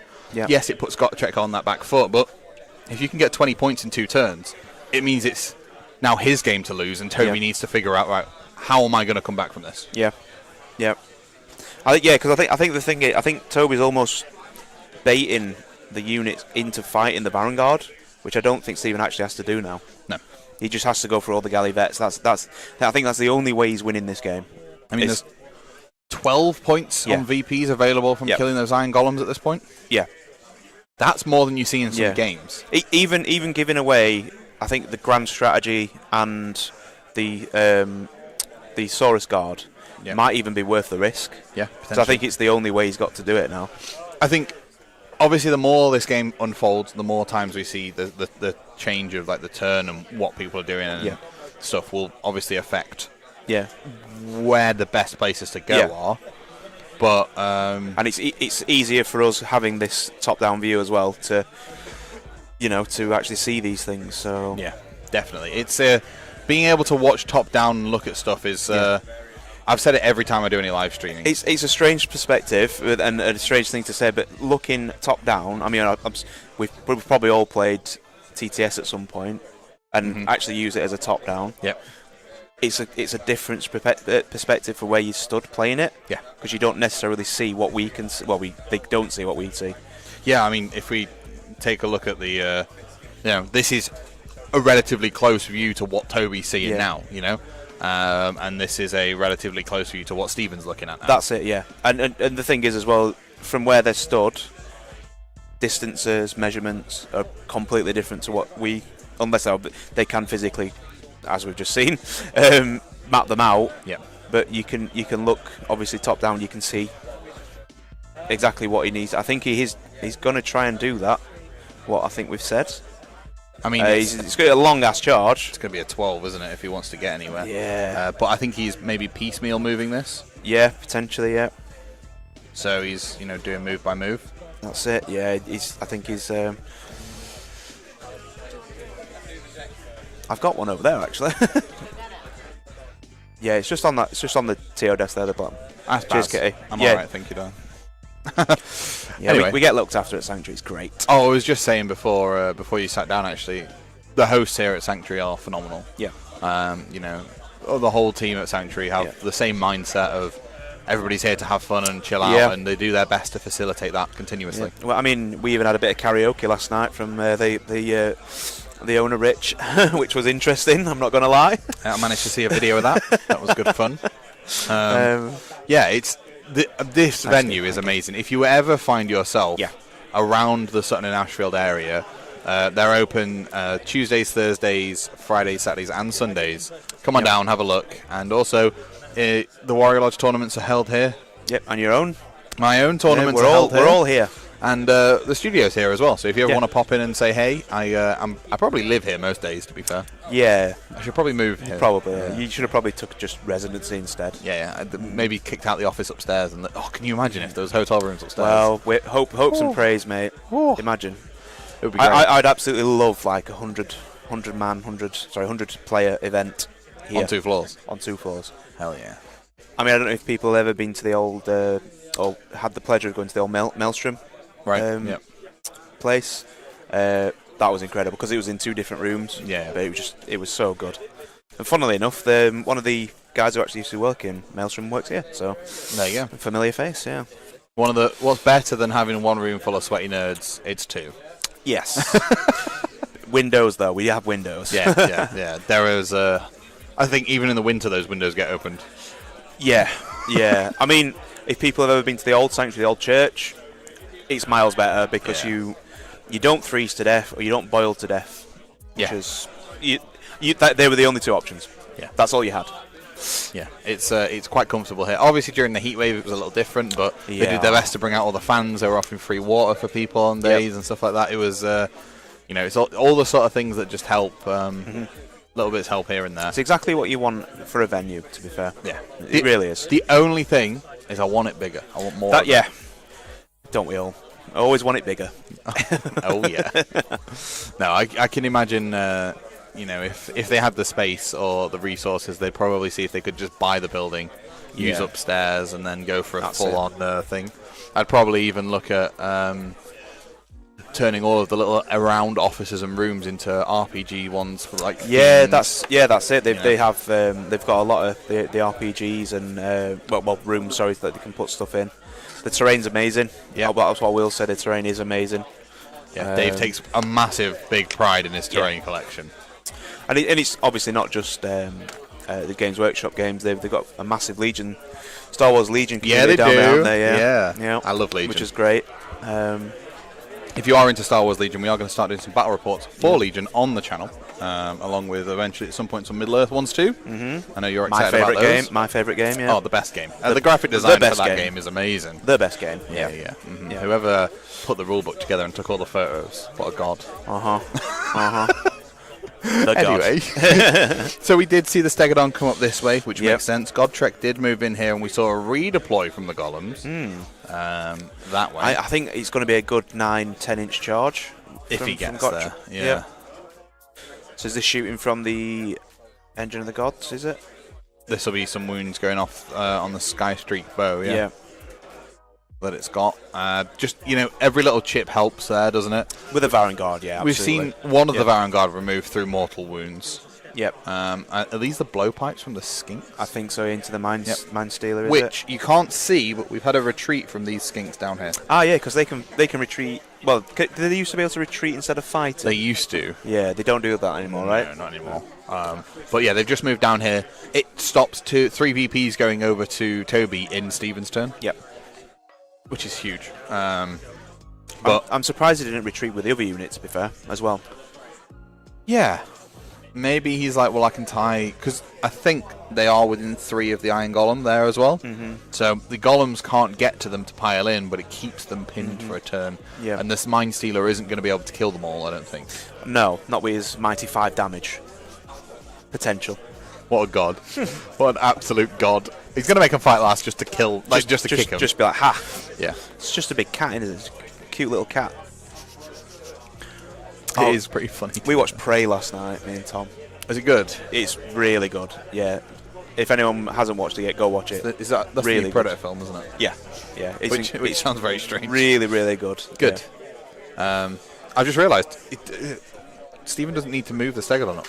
The guard onto that. Oh! Godtrek made it. Oh no. Yep, okay, never mind. The angry dwarf's in, and he's also on the objective, which is good. So Yes. he's going to hold 2 here now. The base size of the Stegodon No, yeah, he can still hold that objective. can still hold the objective, yeah. So he's worth 5 models as well, isn't he? He's Yeah. a monster, so... Is he going to try and make that chart? No, not that way. do Not that that one. way. Not that Don't way. do that. No, Stephen, not that way. Not that way. Ignore the Varang. No. No. No, you've just moved all the way up. Oh. They don't count as Galatian veterans. You're sacrificing almost guaranteed VP here, Oh no. and you have a chance at a double turn. If you just go in the other way, you get Go 3 the other way. VP. Go the other way. Right, it's 8 wounds that go through. There's no Golem in that unit because they killed it turn 1. Yep. So there's only 6 wounds available. The only thing I can think of there is not rolled high enough. And I think he used the re-roll charge on Godtrek. Yeah, I think you're right. But still, if he'd have played it... No, he must have been high enough because if he's managing to do that, he's surely managing to crab this way. Yeah, and surely he should be able to charge here... And then pile round. Pile round, yeah. And still be on objective. This could be a misplay. It's one of those things of we see it from the top down. Yeah. If we have a look at Steven's view here, maybe we're just tactical geniuses. Gods. This is why they don't let us play in tournaments. Yeah. But yeah, if we look at Steven's view here, he might have been like, well, maybe I don't see that at this point. Yeah. Again, it's having the this view, isn't it, and perspective. And not only that, we get to think about stuff. He's going in. Oh, he's coming off the objectives. I know it's a 5-turn game. It's only turn 2. It is, but I think if getting that 10+ point swing could be huge. Yeah. I mean, maybe he's thinking, I can hold it off for next turn. But if those... He does get a pile in again, though, I guess. We've got tracks. So I'm wondering if he's going to swing into the... swing into the shrine and then pile back round. Potentially. Yeah. Very possibly, but if he doesn't fight immediately, though, does he? That's the problem. It's the end of the combat phase. Yeah, so with Toby's play, if he brings one of the golems round, he can't pile back round. Yeah.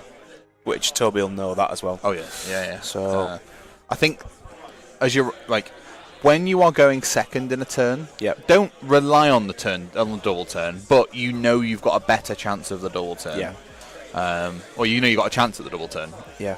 So I think these are Gottrek's attacks. Yeah, you start with Gotrek first, I think. Yeah. Oh no, I'd have probably started with a Stegodon. I don't think Gottrek's going to die.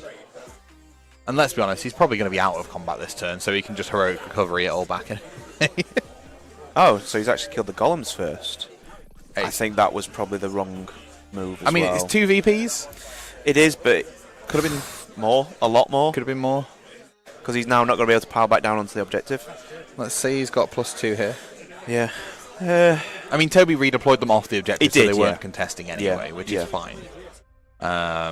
So he was only ever going to get 2 there, but he's going to miss holding that one Yeah. because he hasn't actually reclaimed it yet, has he? No, I wonder if Oh wait, no, he has. he has reclaimed it. Yeah, because he was He stood on it. moved, Yeah. and then Toby Yeah, 'cause redeployed. it's the end of the movement phase, yeah, isn't it? yeah. So he has reclaimed it. Yes. There. Okay, right. Interesting there. I wonder, did Stephen do his impact hits on the Varangard? Is it on a 2+ or something like that? I don't think it just happens, does it? Engine of the Gods. Let's have a look. The only thing I'm thinking is failed 3+. Yeah, so he must have failed that because there's been no damage done to the Varangard. Ooh, got some very precise measuring here. Well, he's got to make sure he's in coherency Yeah. because this model, I think, is closer to these skinks Yep. than this Stegodon. Yep. So it can't actually pile in towards the Stegodon. It would have to pile in towards the skinks. Yep. Which is a good retreat move, I guess, here. It Yep. stops 2 of the Varangard going into combat. 3 of them go through. Let's see if they get saved on the engine. Has a 4-up native. I think they all fail. Two 2 fail. Two so, fail. So 2d3, which literally becomes 2 damage because Yep. of the -1 for Thunder Lizard. Disgusting. And now the Steeds, which will, I was going to say do more damage, but maybe they do the same amount of damage. They do the same amount of damage, I think. At looking this that. point, yeah. Oh, he's got 2 saves. Pass 1, fail 1. So it does half the amount. Yeah. 3 wounds. It's not great. I think you'll take that. Yeah. They're the ward saves from the incandescent retrices, I think it is. Yep. Yep. Is that the thing? I think so. And then, you know, the Stegodon would, the Engine of the Gods would just slap you back in the face. Yeah. And it gets its charge because it did charge. It gets its charge bonus because it charged. Yep. And, you can reroll friendly battle shock tests for skinks. I did not realise that. That's incredible. That's really good. I did not know that. Yeah, because they're always 10, aren't they?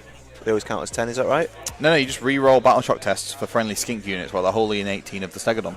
Yeah, I mean, do the Skinks, does Seraphon not have a, or it might be one of the sub-factions where they can't be modified? Oh, these The are bravery? coalesced. Coalesced, right. Yeah, so they can be changed. Right, It's the Starborn that can't. right. Yeah, they ignore like any negative effects or pluses or anything To- like that yeah. to bravery. They used to all be bravery 10, Yes. but then they also all used to have the demon keyword, which was hilarious. Yeah, we're good at killing demons, but we are demons. Yes, that was the strange thing. So if you're ever in a mirror matchup, the Bastiladons are Nothing like left after turn 1. just got to kill everything. Yeah. Whoever shoots first.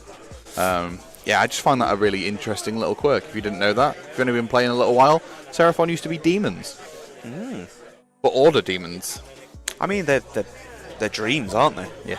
So Of the Slan. of the Slan, dreams of the Slan. Yeah, I don't think the Slan had the demon keyword at the time. No, I think it was just the he had Seraphon frog stuff. keyword. El Frogo. Oh, frog. Oh, Toby's rolled really well there on Yeah. the saves. Only 2 fails, and it's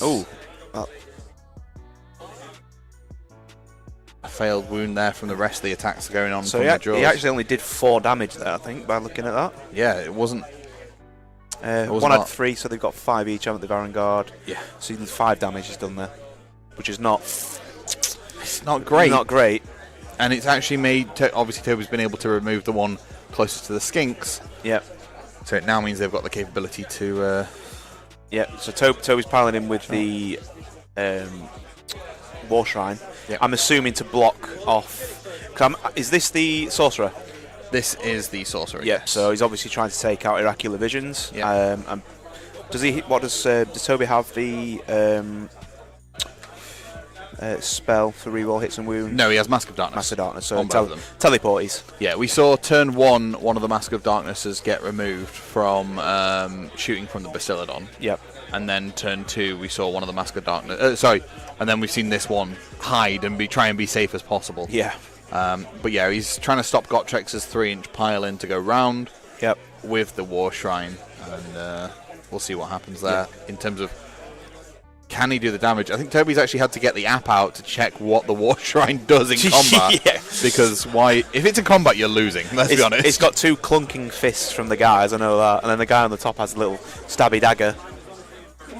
Chaos War Shrine. Let's have a cheeky look. We have Sacrificial Blades, 4 attacks, 3s and 3s, minus 2 damage. Holy! And then we've got 6 attacks from the fists, 4s and 3s, no rend, 2 damage. I'm so looking forward to the Slave to Darkness battle turn when it comes out. Obviously, sorry, this is now 1 damage because of Gotrek, but yes, it is going to be spicy. Just even if like Chaos Warriors get 1 rend on their weapons, I'd be happy because they're so terrible, but they just stick around. That was a pretty awful leak back in, what was it, 2 months ago, 3 months ago, for December.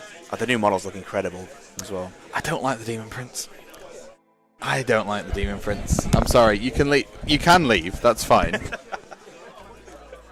I don't. I think it looks like a ball sack. He's a pretty looking ball sack. I prefer the original one, but then He's too small. that was the yeah. If you increased his size by 50%, on the whole kit, yeah. I think I prefer the old original one. Yeah, because I mean, for people who've played the Total War, the new one, the Demon Princes are massive within the game, and I think they are in the fluff as well, aren't they? Yeah, they should be huge. They're not the size of a Varangard. No, they definitely should with be wings, bigger. with wings. I mean, the Demon Prince is like the first model I ever bought and painted. Yeah. But and even then it was like, wow, this is really cool. But the size and scale creep in the game has gone on loads since then. Well, they all should be the size of Bellicor, the new Bellicor model. Yeah, they did need a new model, to be fair. They did, yeah. I personally think though, and the Cruel Boys for me, maybe the Lumineth were the start of it, but they're over detailing their models now, which makes it not appeal. Like, the only reason I've not got a Cruel Boys army is There's because too much stuff on I don't them. want to have to paint all that detail. Yeah, like having painted nearly 7,000 points worth of Lumineth, I don't ever want to see a tassel again. Yeah. And don't get me wrong, obviously they're trying to improve their sculpting skills. Oh, the AOS model, the new AOS models are incredible. Yeah. But some things, like line troops, are way too detailed. Yeah. For it's one of those, isn't it? How if you love painting, great. If you want to get them painted to a standard and get them on the table, I think it's an extra few hours on top of what you normally would do. Yeah, I think the way I look at it is, for me, the Space Marine, the standard Space Marine is the perfect level of detail. Correct, yeah.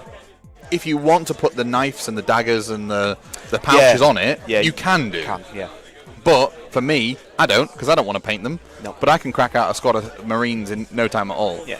If I try and do the same thing with Gut Rippers, I'm there going, I just want to go home. Yeah. I'm already home. I just want to leave. which is why I'm kind of dreading later on, because obviously there's the Middle Earth thing tonight. Tonight, yeah, the reveal. That they don't do multi-part kits because you have to. It's WYSIWYG, so if you don't have an axe on your back, you ain't using it. Yeah. So you have to glue an axe on your back. Yeah. I think a bow. For me, Middle Earth still retains the at the moment the things I remember from when I first joined the hobby. The conversions, right? Yeah. So I always wanted a Tech Marine on a bike with a conversion beamer for my Space Marine army. But there was no Tech Marine model on a bike with a conversion beamer, so I had to make it. Yeah. And anytime I wanted a weapon, I could just make it. Mm-hmm.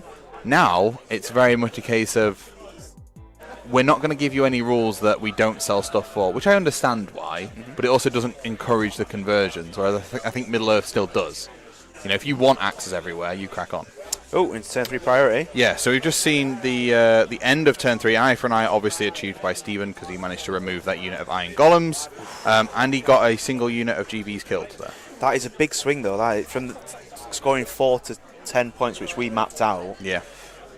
Toby, they did correct it. Toby put 2 GV units killed, but it was only 1. Yeah. So he is only on 10 points. But that even more so, that means that Stephen could have got an even bigger swing.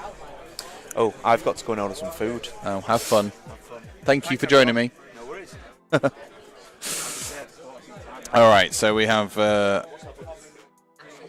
we've got a proving ground there on the left-hand side. So only GV units can score it. I believe Stephen did get the. In fact, we can see in a minute. Toby's Toby got priority. Toby went first. Okay, so there's no double turn there for Steven. Steven chose that unit on the left-hand side to be the proving ground, I believe, which means that... Why you choose that one, I'm not quite sure. I guess it means that you don't have to worry about it, but, you know, there's still going to be hold 1, hold 2, hold more, I think, for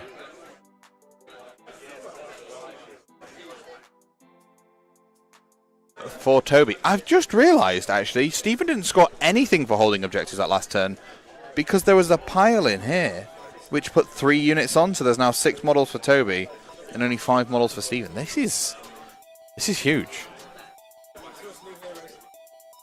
Like, absolutely massive.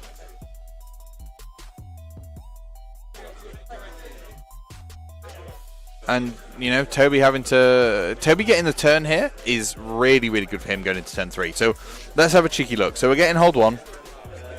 We're getting hold 2. And we're getting hold more. So he's already +3. Eye for an eye chosen. Obviously, he lost a unit that last turn. I imagine we're going to see this skink die. So we're going to get +2 for that. We're also going to get +2 because that's a Galean veteran unit. So I think we're looking at 7 points there for Toby this turn. Like a big old 7, taking it to 17, 19, going and turning hand into Steven. That would be my suspicion. It depends how hard Toby wants to go. Maybe just bowl us off that one little skink actually with the Iron Golems on the left there.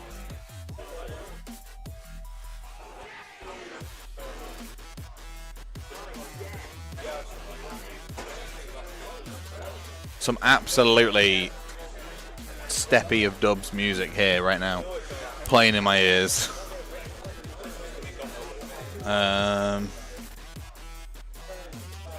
Sorry, chat. 1 second. Where's my mouse? I left my pen on the thing. Okie dokie. So, with Toby's turn going on, he's going to try and get the buffs that he can. The War Shrine's still alive. Gotrek didn't manage to kill the War Shrine. That is unfortunate. And also, Steven's going to have to move that endless spell out of the way if he wants the War Shrine, the Gotrek to not stand a chance at taking D6 mortal wounds. Is it D6 mortals or just D6 wounds?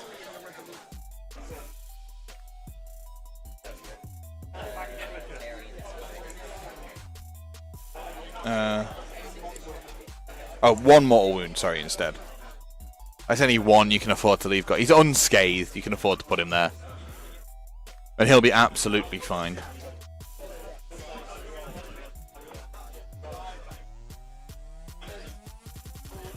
And we are approaching just 5 to 12 here. And the Sanctuary Gaming Centre is filling up nicely.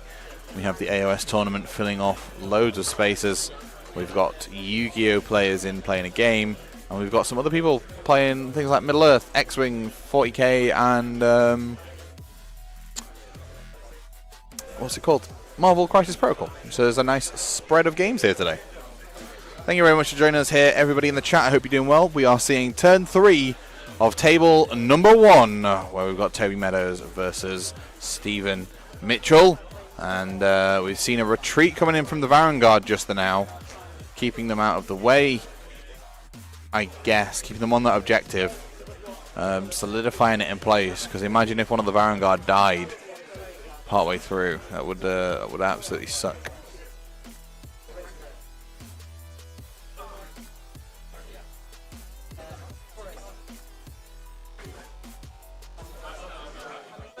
Interesting. I think Toby's just playing to solidify his victory here rather than having to grasp at straws or overcommit to certain things. We've got the unit of 6 Vanguard over here, which I think we will see probably move over this way to deal with that sort of stuff. You can just ignore Gotrek at this point. You know, you're still getting your hold 1, hold 2, hold more.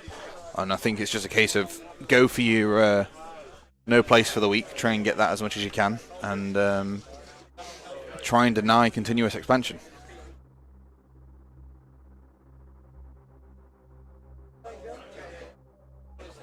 Although, you can only really deny it if you get him down to 3 units, I guess.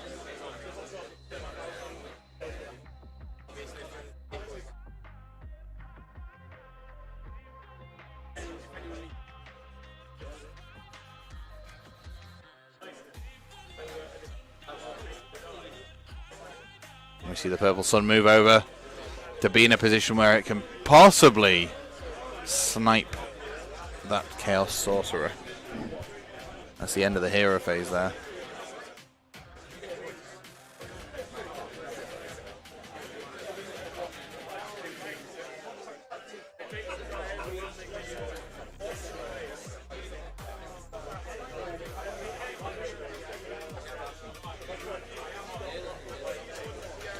I hope everybody in the chat is doing well at home. Thank you very much for joining us here. End of the hero phase. Nothing has died. Nothing has taken wounds.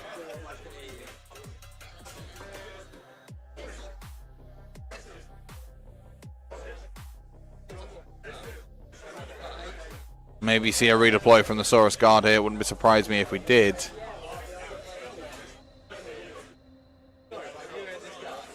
Everything coming out looking nice and fine for Toby. He is just going to stay away from Gotrek as long as he can.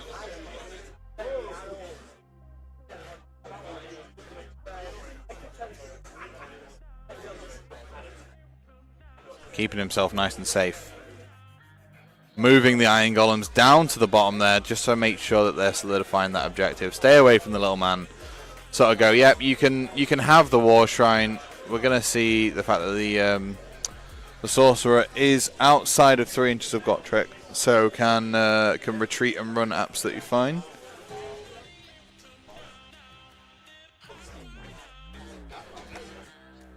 And yeah, we're just gonna play keep away. You know, give him the War Shrine. Say, yep, you can take that. That's not a problem.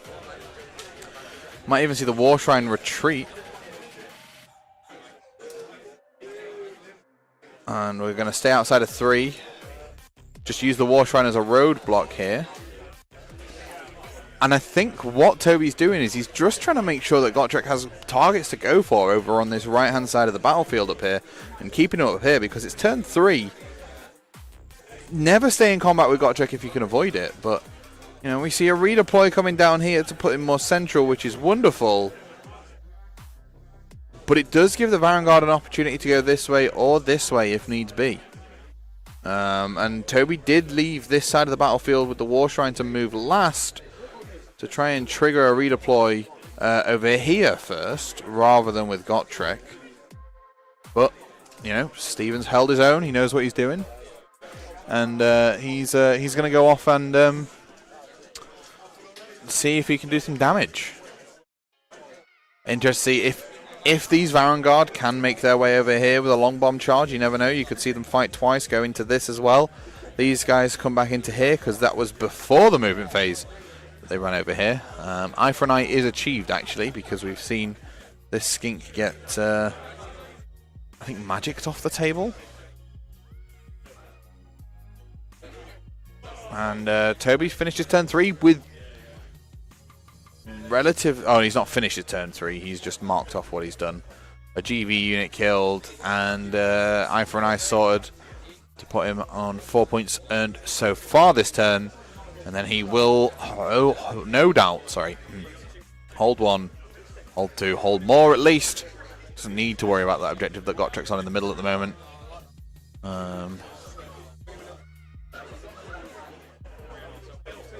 Players just having a chat now. I'll see if I can get one of the players after the chat, the winner of the game after the chat, after the fact, to see if they'll come and have a chat with me on the tabletop.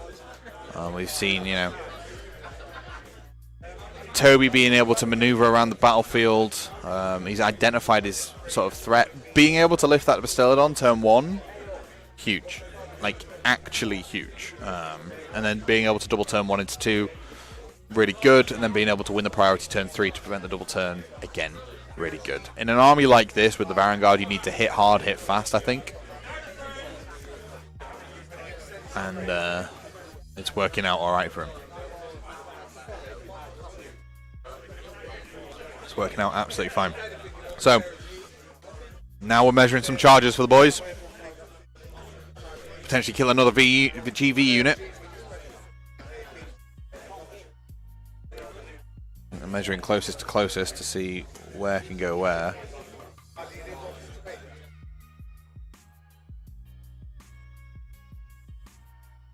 Actually, the Baron Guard, I think, ran, so they're looking at piling in options.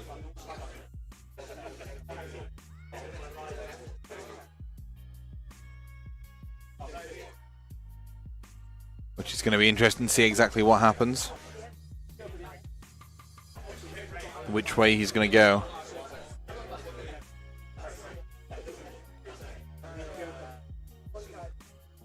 A 7-inch charge. For the Iron Golems down here, I think.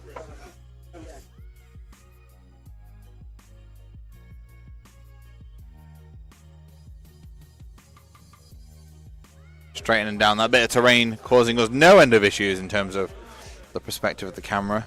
Let's just go to this end. You can see that we've got the skinks down here near this bit of objective. And you can see that we've also got, if we look at the right hand side here, we can see it's not looking like there's a lot left. Obviously 500 points are still in the center of the battlefield over here with Gotrek, and that's absolutely fine, but you know, you're in a position where I reckon the golems kill these guys this turn. You have still got the mortal wounds being chipped off from everything with like the spells from the Slan and the Realm Shaper and things like that, but I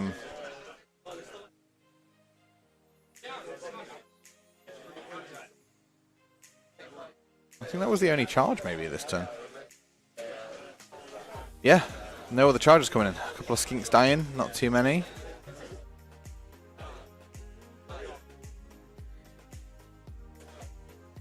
Two dead, it's better than a kick in the teeth.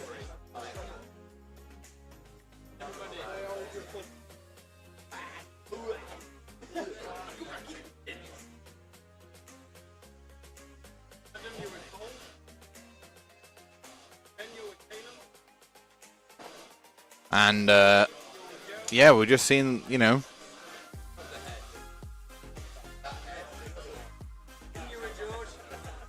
some pretty simple turn actually for Toby. Unfortunately, Gotrek got the redeploy, so there was no piling in into those stuff. But we've got hold 1, hold 2. Was he not hold more as well?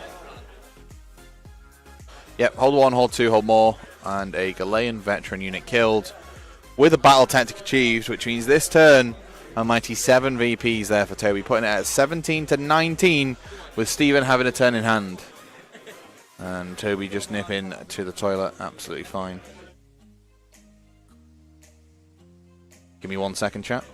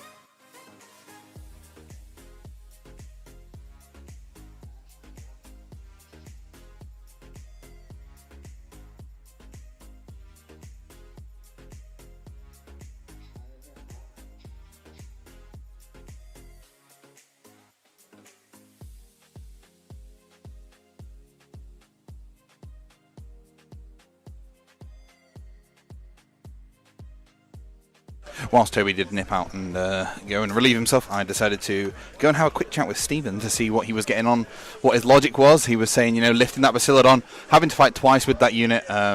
First, this is the general unit of Varangard over here. I didn't realise.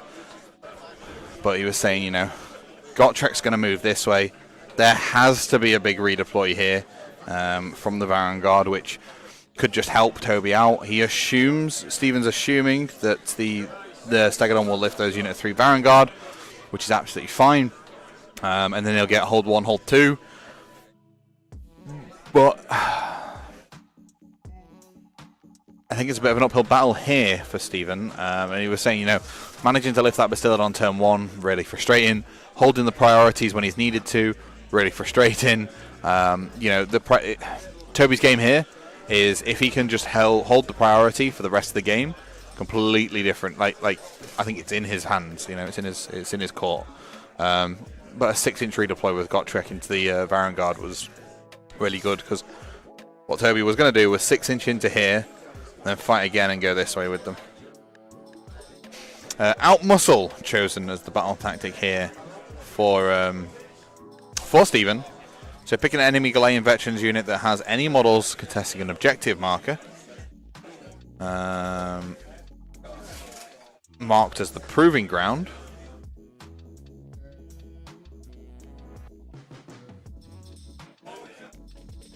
You complete the battle tactic if no enemy models from that unit are contesting that objective. Well, the only models contesting that objective from the Proving Ground at the moment are these guys.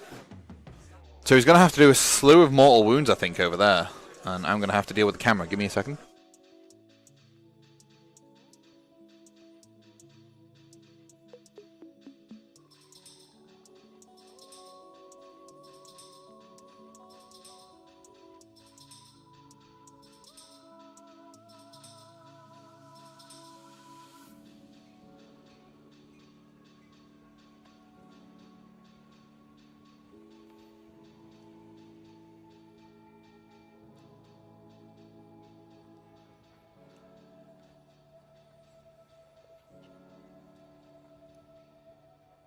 Okie dokie. So, we have seen that there's +1 attack gone onto the engine. They've got a curse on them as well. The sun is doing nothing more than being an annoying roadblock for now. And we're going to see what his plans are for bringing it back.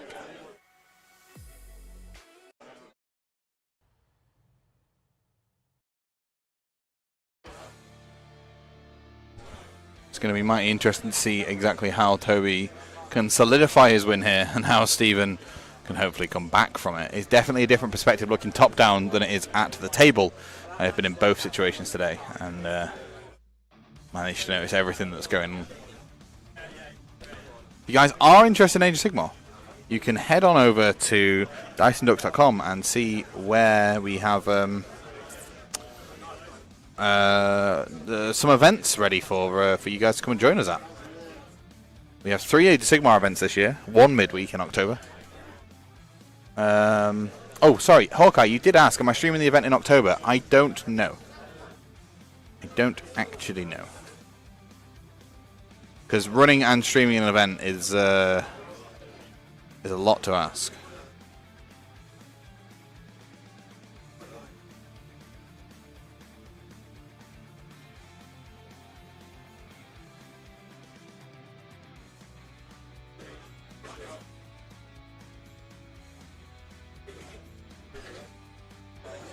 And I reckon we're going to see some dead skinks in the bottom left here this turn, unless they retreat.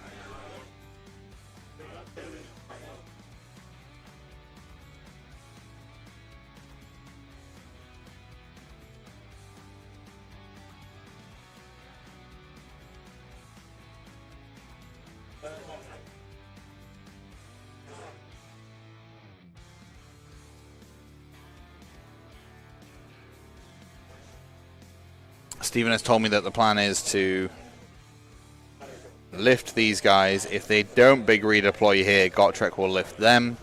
Is his anticipation. And then it's seeing what he can do to come back with points there.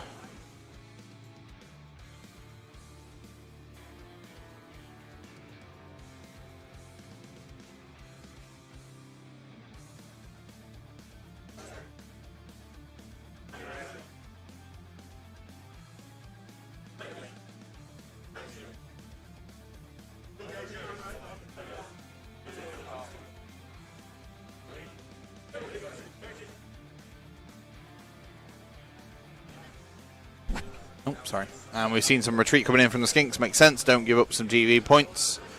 Keep them nice and safe. You need to keep a unit super safe, else you're going to struggle with what's it called? Grand strategies.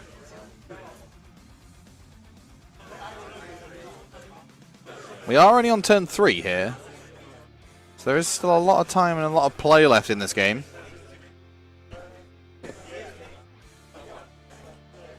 Outmuscle obviously chosen. He might have to ignore the Vanguard this turn, Stephen, to go and kill those Iron Golems on the Proving Ground.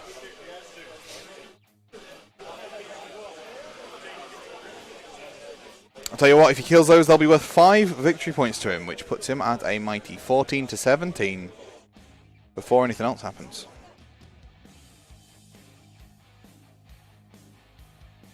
Seen the Starseer coming out to play? Or is it the Slan? Just to tip that objective, yep. He's going to try hold 1, hold 2, and indeed hold more this turn, I think.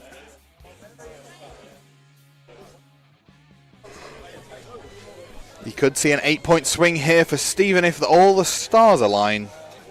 Could end up with a 17, place 17.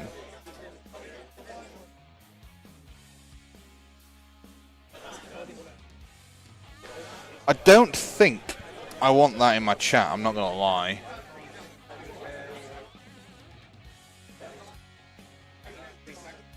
Can I ban this thing? That's a lot of messages, my dude. Oh,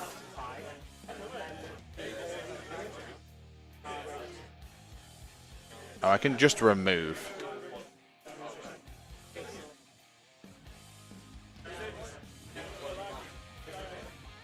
There we go, we'll get rid of that. Sorry about that, guys.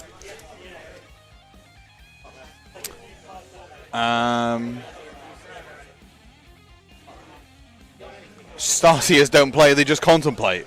Well, you know, the Starseer has decided to go, I'm on my chair, I'm going to chill out a little bit, and then go from there. That's pretty much how this is going to work.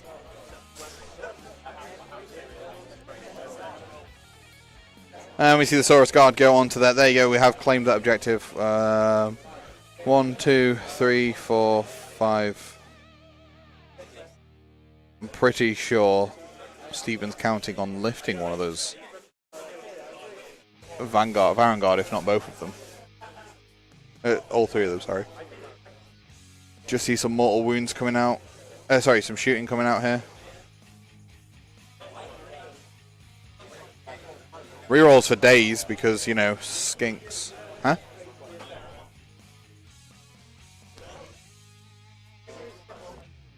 And also, hello, Justin Bentley. Hope you're doing well. Thank you very much for joining us here.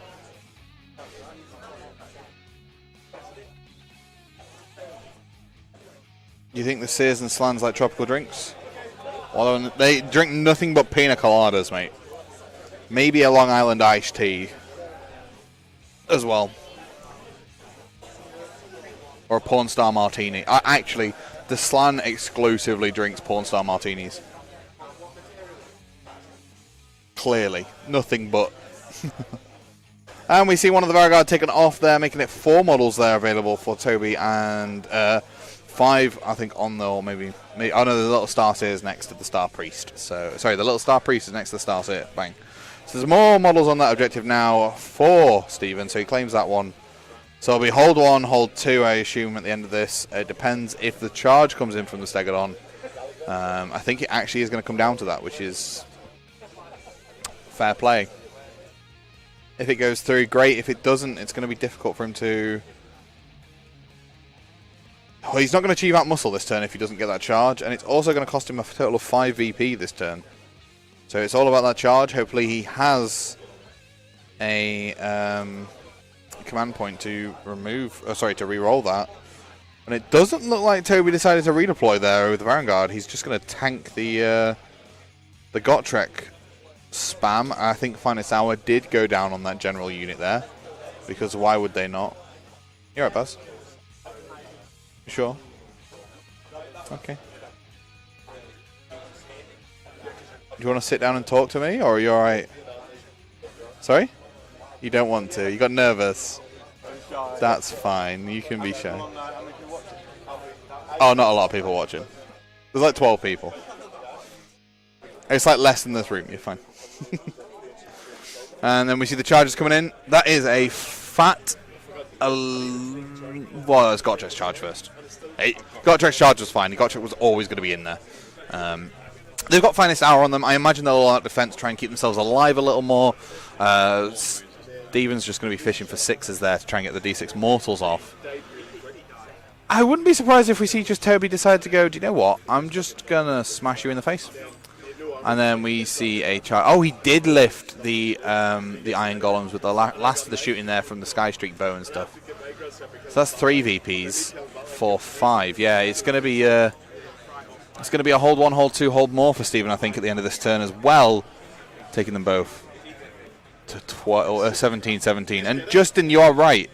12 of the most awesome people in the world. Thank you so much, everybody, for joining us. And if you're watching this back on the VOD, welcome to Dice and Ducks. I hope you're doing well. And yes, the Stegodon should lift those 2 Varangard, considering one of them's already wounded. If Gotrek does manage to lift those 6, that full General's unit, they have got Finest Hour. They will probably be all-out defense in, negating the rend on like a 0+ save or something stupid. With the Mark of Zinch as well, I think they're going to be able to be okay. But there is no ward for them because they're away from the War Shrine. And now all, like, you know, Steven could also get a double turn, and if Gottrek's in that position in a double turn, we could see some more damage coming through. 1 Varangard lived? Struth. Did not realise that he was going to live through that. That's pretty lucky, unless he's the feet coming through.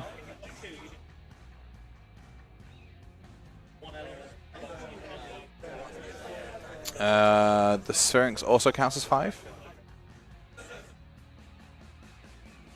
Oh, the Sphinx does count as 5 because it is a monster. You are correct, Hawkeye. Thank you very much. Yes. Completely forgot. It has taken 8 wounds by the look of it. I think Steven was kind of hoping he'd be able to finish that off. Oh no, D3 mortals from the impact hits on the charge probably killed the Vanguard.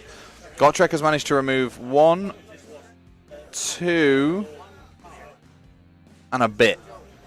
2 and a bit. Now they're going to fight. Probably going to fight twice there, maybe? Because if they don't, they're probably going to die. Do they fight at the end of the combat phase? Let's have a look. That's the War Shrine. We don't want that. Let's have a look at the Varangard War Scroll. Oh, Jesus.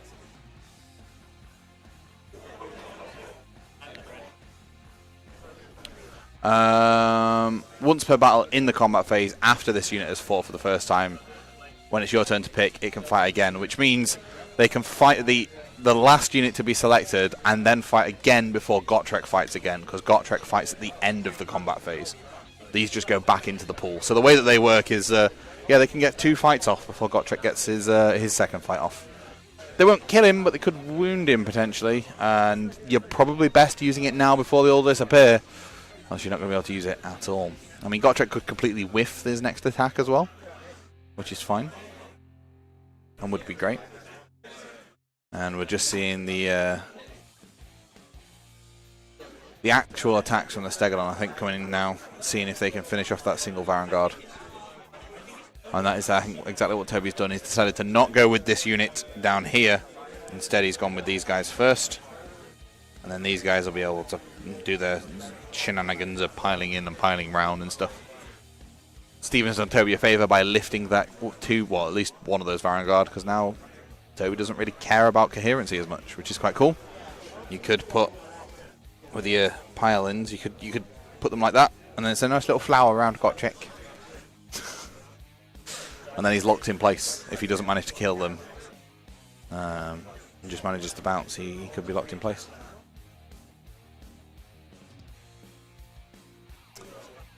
And you want to sit down? Yeah, you can sit and talk. Come on, Baz.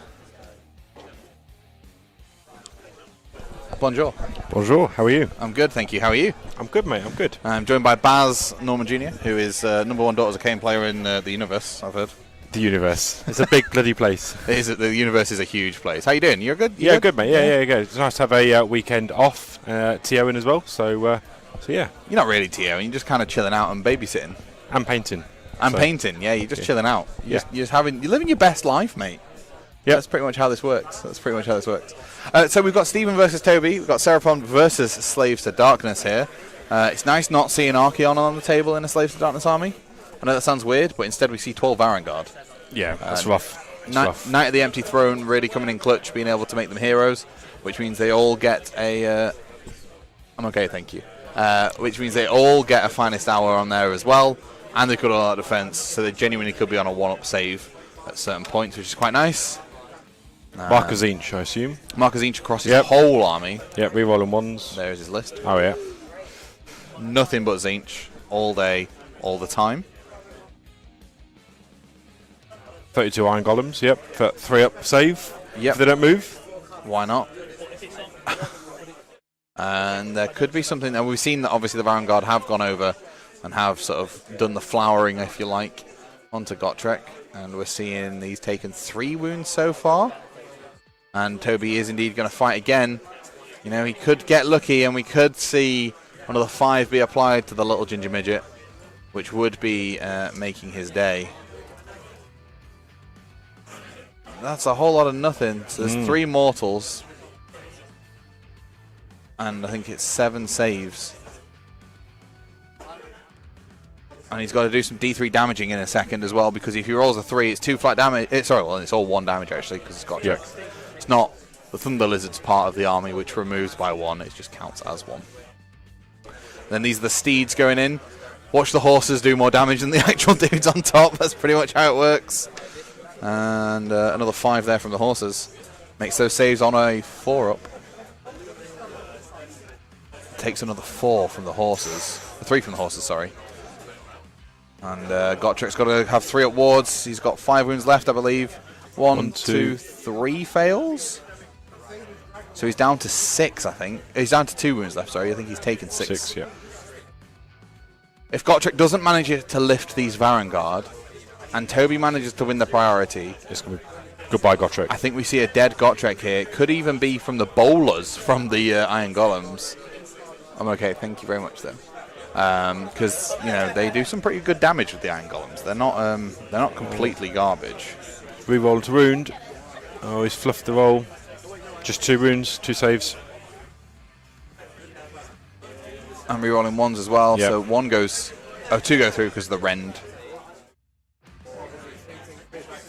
And then we lift 1 and wound 1. Yeah. That is nothing short of unfortunate there for Gotrek. With only 2 wounds left and being in combat, there's no form of heroic recovery for him. He's got no way to gain any of these wounds back. It's going to be interesting to see if he can... Well, who wins the priority, I guess, is the really important thing here.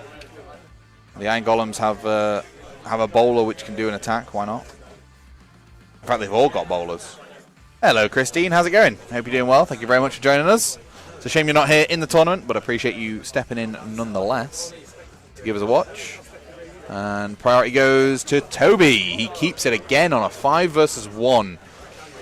I think turn 4, you take that turn. Why would you not? The summary for the points for Stephen last turn was hold 1 and killed a GV unit, and the GV unit was on an objective, so he got a bonus point. So a 6-point score there for Stephen going into his turn 3. Does put him 2 VPs behind. It's a lot closer than it could have been. But also Stephen could have got 10 points in turn 2. He did drop 6 points. Stephen chooses Wait, is Toby letting Steven go first?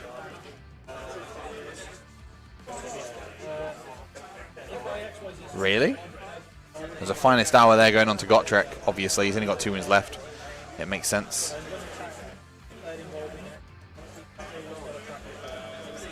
Awesome, Christine. Yeah, it's going to be wonderful to see you. You at Carnage as well. Toby's got to have taken this turn, right? Surely. I think he has, yeah.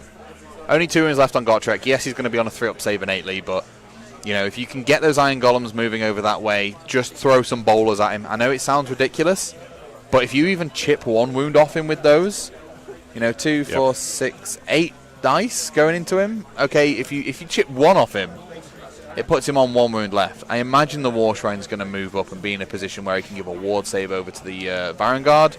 I know it sounds ridiculous, but if you could throw an Arcane Bolt from the what's it called, Chaos Sorcerer Lord as well, that'd be great. Why would you not? He's just hiding behind the Purple Sun. Keep him nice and safe, but you know, if you can do anything you can, chip off that little ginger midget, you could be onto a bit of a winner here. If you do manage to kill him in the shooting phase and the hero phase, whenever you decide to release your bolt, if you do it, you could see the Baron Guard go into a charge into the Saurus here. Will probably kill those 5 Saurus Guard, and they are actually worth 3 VP because they're 2 for being a Galean veteran unit, and they're contesting an objective as well. It's all depends what Toby's deciding he's going to do here. You know, Steven's looking at having a Star Seer, a Star Priest, a Slan, 2 Star Priests and a Slan left. Christine saying us gingers are hard to get rid of. Yeah, the little midget there on the tabletop is nothing short of frustrating. I'm not going to lie. He is an incredibly annoying little man to get rid of. I wonder if I can get Council's 30's attention. Give me a second. Oh.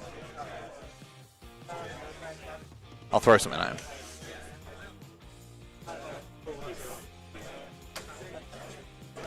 Can you see how many wounds the ginger midget's got left, please? Gotrek. I think he's got 2. I think he's got 2. Math says 2. 3 left. 3 wounds left. Okay.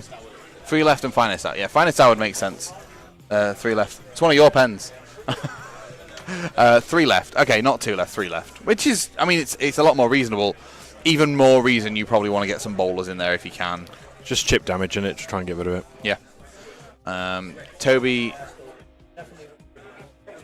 I don't know what his battle tactic was this turn. He's not put it in the app yet, but that's absolutely fine. He's just going now. What a man.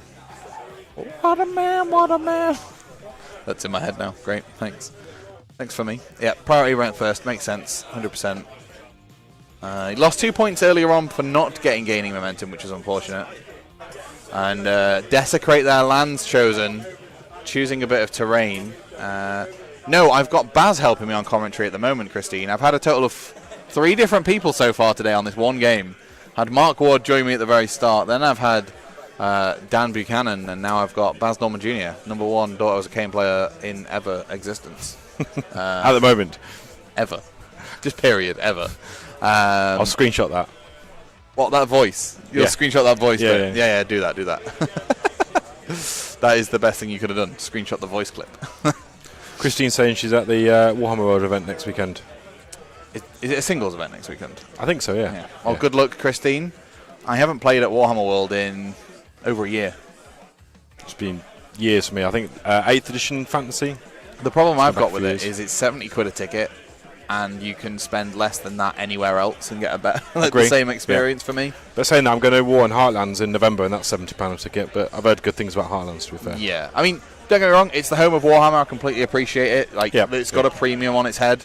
I think working there for nearly 5 years has kind of spent my enthusiasm for it, which is why I value smaller independent tournaments, or independent tournaments, because you can get a better value out of it from playing there. For me. Agree. Yeah. Obviously, it's all perspective. Like, 70 quid a ticket, if you can afford it, go ahead. If you and especially if you've not been there before as well. Oh, 100%. Yeah. If you ever get the chance to go to Warhammer World, do it. Yeah. Haven't they just revamped their halls as well? think they've just redone it. Have they? Added some more units and add some more Oh, displays the on there. miniature hall. Yeah, the miniature hall. Yeah, sorry. Yeah. That's fair. That's fair. Yeah, it's yeah, the miniature hall is lovely. If you have a chance to go and see it, go see it. It's good. It's a good time. Find the assassin. I found it twice. Yeah. Yeah. Both times I gave it to a kid. Or I pointed it out to a child who was in there. Yeah. I was like, look, there's the assassin. Don't tell anybody, but Yeah. go claim it. Yeah. A free £18 model for like a 10-year-old makes their day. 100%. It's all about the community. Oh, definitely. Definitely.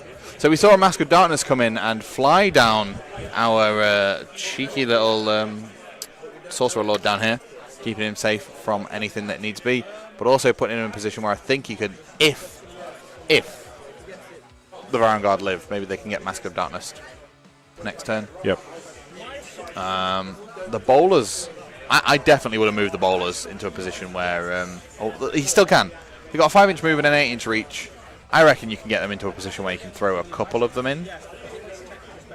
They're really slow, actually. I didn't realise quite how slow the golems were. And They're 4-inch move, aren't they? 5-inch move. 5-inch. Oh, you got them up there. Yep. Unless, yeah, 5-inch move and the breacher has 3 wounds, which makes sense. You know, He's a big boy.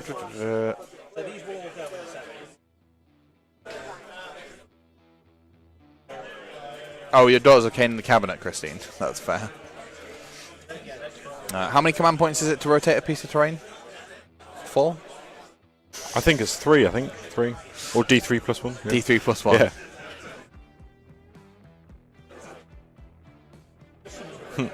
Yeah, Gotrek is annoying. It's just lots of low damage, high rend is the way to deal with it. Yeah. Or just lots of little attacks as well. Yeah. Reavers, Namati Reavers will just shred him. Yeah. Absolutely. Warshrine move into a position where it can throw out that ward save, Yep. which makes sense. No bowlers going through. I think Toby's probably relying on the fact that they can slap Godtrek in his face. 3 wins left. He took 3 wins off last turn, didn't he?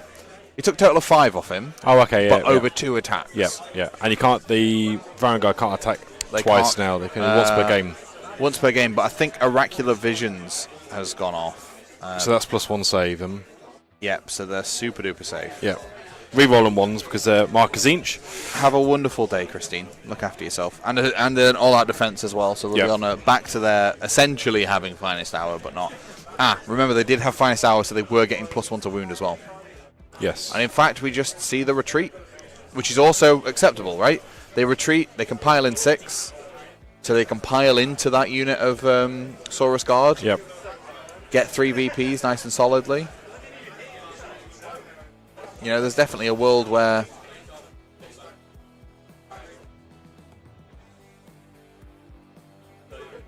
Toby just decides to do that instead. Oh, he's using that as a marker. I'm like, you can't just pull another dude over, mate. That's not how it works. I hate Reavers, Justin. I think they're rubbish. But in this particular setting, they're pretty good. War Scrolls, Chaos Sorcerer Lord. Oracular Visions. Yep, add 1 to save rolls. Holy in 12. So I guess they did that and then moved them away. Yep, because it's in the hero phase. Any point in the hero phase as well, isn't it? Yep. Any point in the hero phase. So you can do all your spells, which we see him obviously teleport down. And then, yeah, pop Oracular Visions, give them +1 save until the next hero phase, which is pretty nice. It keeps them a little safer.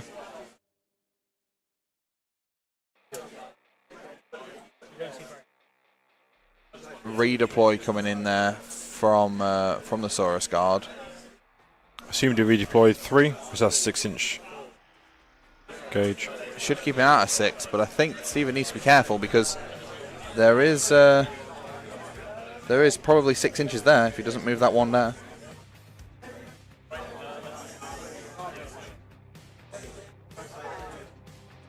I don't think he's made it out of 6, to be honest with you. I think that will bring him in. And obviously this can... Oh, I know what he's done.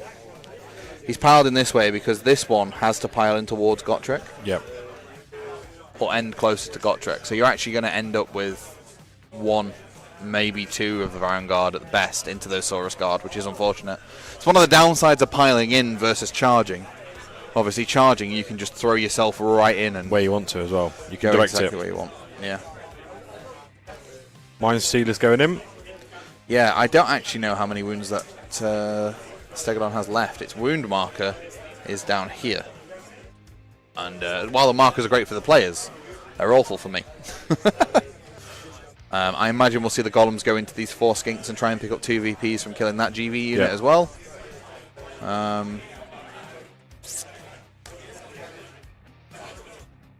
Yeah, it's going to be interesting to see exactly how Steven plays his next turn. Whether Gottrek's going to go and deal with those Varangard, I assume he will. I find it interesting that Toby backed out of that combat with him and didn't just go hell for leather into him, personally. I assumed he would. Just so, you know, that he can try and take him out. 3 wins left. I mean, it makes a Finest Hour useless, I guess. Save a CP for a redeploy on the Varangard. Hope Gotrek doesn't get a charge, and then in turn 5, hopefully win the priority, but you're relying on a lot there. Still pretty close there, to be fair. 17, 15. Yeah, 17-15, and Toby's not scored yet this turn. So he's going to take it to a... I imagine Desecrate's done, because that's the one that we saw the Mask of Darkness over here. Yep. So let's assume there's 2 there. If he kills these skinks, there's another 2 available there, because they're a GV unit. So that's 4. He will hold 2 technically, because this one was never actually taken off him. Yep. And you own it until it's taken off you. Yes. And these were both worth 5, which means it's still Toby's control. So he'll hold 1, hold 2. He's not going to hold more. Actually, no, he will hold more. Because this guy's worth 2, this guy's worth 5? 2, because it's not a monster. Oh. So there's 2 there, but there's only 2 there for Steven.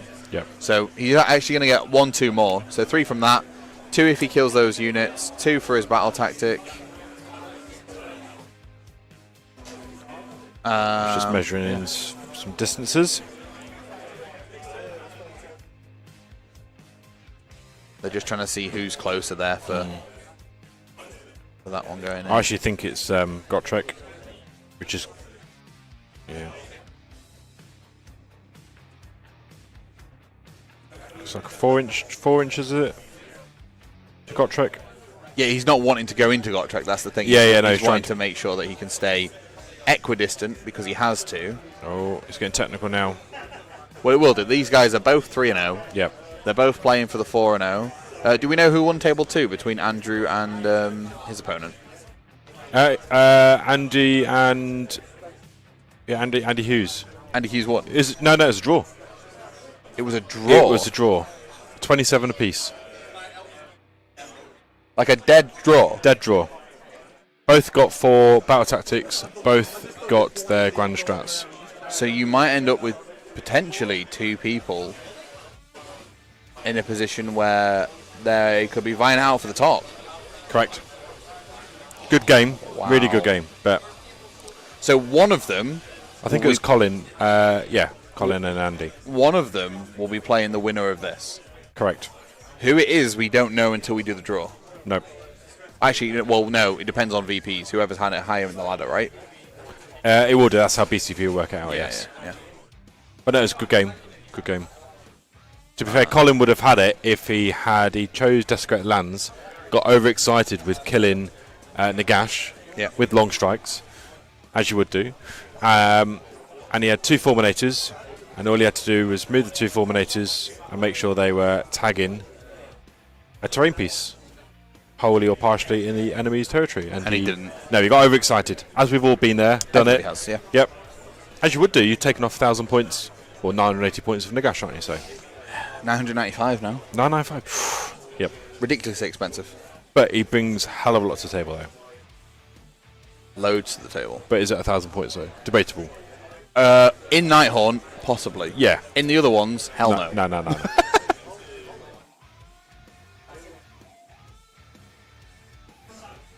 Yeah, we have Messenger for a reason, Tom. Don't shout it over the airwaves. Andy has more VPs than Colin, so that means Andy is higher than Colin in the list. So Andy will be playing whoever wins this game. What's Tom saying? He's just saying Andy's got more VPs. Yep. How do you, Mark? You should have stayed here and commentated. Should you have stayed here and commentated with me? That's what I'm doing round 5, mate. Yeah? Yeah, it's all over. The dream's dead. The dream is done. Mark failed to win his game against Feck. It fucking Tales of a Zombie Dragon, man. If models could talk, man. If models could talk, I give him a fucking good idea. just do it anyway, mate. It's only plastic.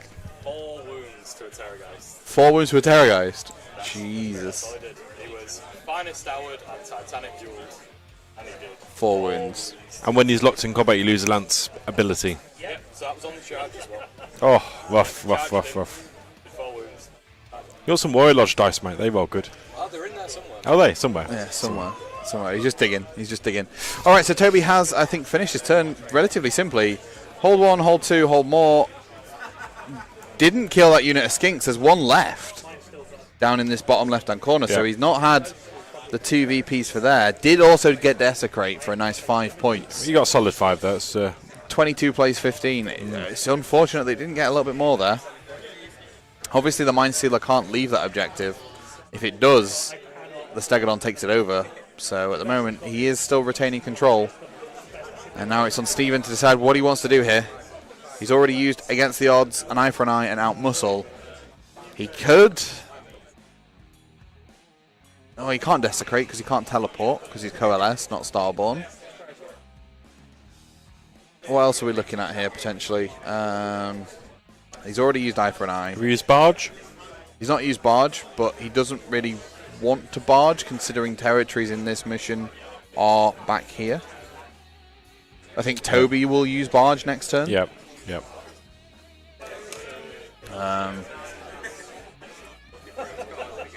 I assume the Skinks in the bottom left either auto-passed or rolled their Bravery off, which is fine. They're wholly within 18 of the Stegodon, so I'll get to re-roll it anyway. Now Steven's having to decide what he's going to do. Well, he's already decided, they just haven't put it in, which is fine. There, how long's left on the clock? 24 minutes on the dot. 24 minutes. Okay. 24 minutes to play a turn, three turns technically. Yeah, 3-player turns. A battle round and a half is more than adequate when you've only got a few models left on the table, I think. But also, contrary to that, there's a lot more pivotal decisions to be made. What do you think Gottrik's going to do? I think he's just going to yeet himself into the Varangard. I think so, yeah. I think that's the right play. Well, I think it's the wrong play. Yeah. Yes. I think you want to throw him into the unit on the right-hand side of the battlefield. The Iron Golem's over there on the right. Yeah. If you can, well, the problem is if you can get there. The Varangard are the easy kill. Oh, sorry, the easy point. A kill, yeah. Yeah. But the Iron Golems on the right are actually worth 3 victory points to him. They are, if you can get there. So that's probably, a good 14 inches across there? No, there's a 4-inch move to there. And then he's probably a 12, to be fair, yeah. Yeah, so 16 so inches. He's probably got to ignore those and then go into the Varangard, which is a shame. Yeah. If he could get to those golems, I would 100% say do that. Yep. Because not only is it 3 VP, 2 for being a GV unit, 1 for killing a GV unit. And they're contesting. You would also get 1 for holding 1 Yep. on that side as Yep. well. They're actually worth 4 VP, which is quite a lot. And you move a unit into that board quarter for your grand strategy, which is continuous expansion. Which you need a unit in every quarter to do it. All right, Justin, thank you so much for dropping in. You're welcome to finish watching the VOD here. It'll be uploaded directly to YouTube right now, I think, actually. And then you can go and watch Game 5 as well, and we'll see who could potentially be crowned champion. I was hoping there wasn't going to be a draw table 2, so that there was no potentials. It was just a guarantee. Yep. But unfortunately, there is a there is the chance that we could have 2 people on the same points. Have you shown off the prize for first place? I've not even seen the Have you prize not? for first place because they left it at Tom's house yesterday. Yeah, they brought it down. It's on the TO table now. Is it a spear today? No, Spears finals. Okay. Well, we can't say that too much, but yeah, don't say it too loud. Spears finals. With a shield, right? with the shield. I think sickles as well coming in, and the smaller first, second, third prizes. Well, second, third prizes as well. Nice. Okay. So what have we got? What weapon have we got today? We have got a sword. Nice. Good 4 foot long sword. Oh, so like a short sword then? Yeah, little short No, sword. 4 foot. 4 foot's huge, Baz. Are you sure it's 4 foot? I don't know. Might be. My estimations aren't good when it comes to sizes. No comment, mate. No comment. I'm going to see if I can get Tom to bring me the sword.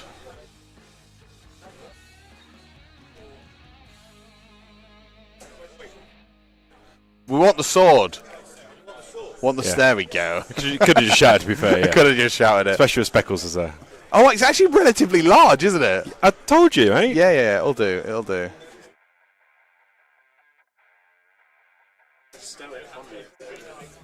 That's pretty large. Do you want to be on camera, Baz, while I have a look at this? Share the chat what we've got.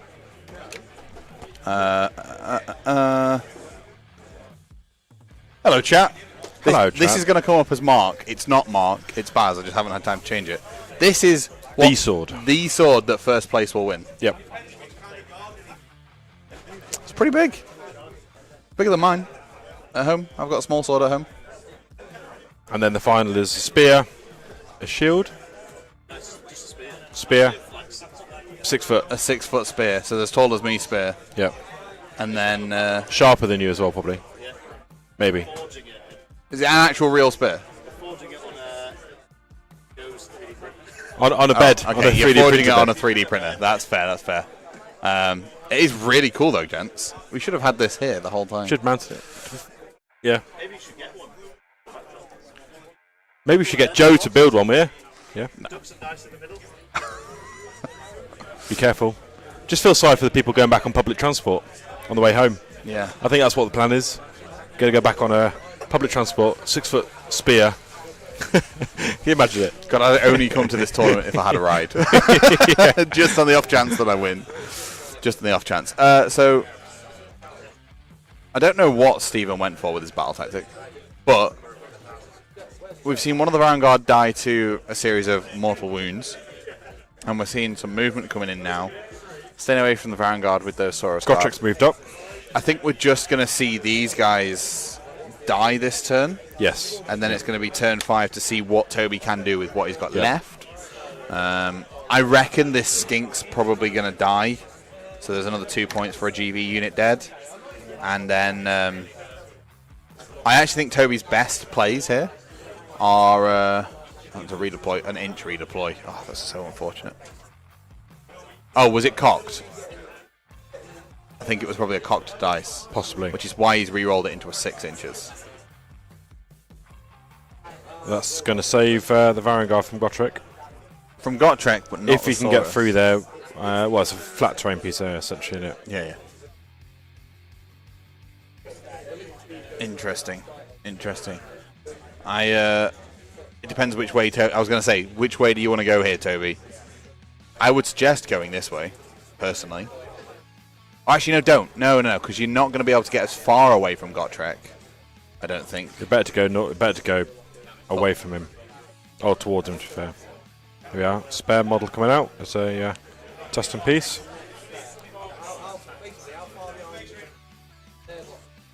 Getting really technical now. Well, you have to when you're playing this level, mate. You definitely do. I think you go north. Well, if he goes there, that's a 6-inch charge for Gotrek. Less than. That'll be a 4, I reckon. Oh well, I think he's just placed a 6-inch there, and it's just within. So on this guy, yeah, but not on this guy. oh yeah. It'll be a lot closer for him. I think you're only looking at like a 4, maybe a 5. I'd have gone up. I mean, he's prepping for if they fail the charge, right? That's a big if. That's a big if. That's the problem. It's the big if there. But it's all a dice game. Oh, here's the skink coming in. Running away. I still reckon we're going to see it die this turn. Is he going to garrison it? I thought he was going to try and get it in the garrison. And then the Star Priest is going to go. There's only 2 wounds left on that Mind Stealer. Oh, is that runes taken then? Yeah. Yeah. So we're going to see hold 1, hold 2, hold more coming in from... No, we're not. We're going to see hold 1, hold 2 coming in from Stephen. Because that War Shrine is worth 2. Gottrek's worth 2. But there were Varangard on there last turn, which meant that it's under Toby's control still. So they need to he needs to get rid of that War Shrine if he wants to hold more. I'm assuming we're going to get 4 points here this turn. Maybe even more if the Stegodon manages to get into the Iron Golems. So the Iron Golems will be on a 4-up save now because they've lost a +1 for not moving. It's a move last turn. Yep. I wonder if we'll see an all-out defense. I was just thinking about that Vanguard before, just now that could have pivoted to just a little bit more. So that's probably a 5-inch charge now for Gottrek. Let's just hope he fails it. With little legs. I hope he fails it because I want to see a turn 5 that means something. You know what I mean? Yeah. Like if Gottrek gets into the Varangard, kills the Varangard, and the Stegodon goes and kills the Iron Golems, Toby's got 1 unit of Iron Golems left, and not even a Mind Stealer because that's going to die. And a War Shrine. And a War Shrine. Whereas if he does fail the charge, it's going to be a little different. That is a 6, I think, on the War Shrine table, which heals it. Why would you not want to just heal it? And because he's close enough to the slan, he gets to roll 3 dice. And then we're just going to see a couple more mortal wounds coming through. Just wrapping up the last sort of turn, or the last couple of turns here in the game. Stevens getting, if he kills those GV, that's 2. Hold 1, hold 2 for another 2. Let's assume he gets his battle tactic for 6. 21, 22 going into turn 5. Could we see another draw? No. You don't want him to, but could we see another draw? We could do, yeah. Has everyone passed there? Everyone got their battle tactic? No, Toby is missing one. Ooh. He's missing. That could be pivotal. Momentum. It could be. It'll be interesting to see if he... I mean, there's a couple of things that have gone wrong, right? So there was 2 Varangard, a Mind Stealer Spheranx, and a unit of Iron Golems into 10 Skinks, and they didn't kill the 10 Skinks. Which should have died. Yeah, 100%. And that's the skink that's rocking around the table. But that should have been 3 more VP for Toby. Yeah. That's also what stopped him gaining momentum. That's going to haunt him. So that would have been 5 VP. But it's a dice game, right? Yep. I know he's trying to save that skink as much as possible, which is the right play to do. I mean, he's worth 2 VP. Yeah, exactly. Yeah.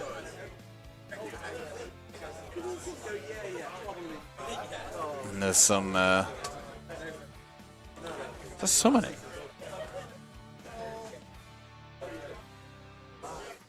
Yeah, he summoned 10 Saurus from the engine. Oh, I think that's probably the nail in the coffin, to be honest with you. Yep. Because that will give enough units now for Steven to be able to get his grand strategy as well. And probably deny Toby's. Thank you, Dodgy Roller. The Purple Sun can get right in the bin. It's not done a massive amount in this game, but it is one of the most stupid designed things in the game. 70 points for being able to insta-kill stuff is just not good. Unless you got Trick. Or Marathi. You can't insta-kill either of them with the Sun. No, that's what I'm saying. But it's still... yeah, it's for 70 points, mate, yeah. It's ridiculous. It is just ridiculous. I mean, you take it for the -1 to save more so, I think. But it's just... But even 70 points just for that -1 to save is epic. Yeah, 100%. I think it should be a 1-inch, not a 3-inch range on that. Yep. And then it makes it a little more reasonable because it's also got an 8-inch move, so it's a whole 11 inches.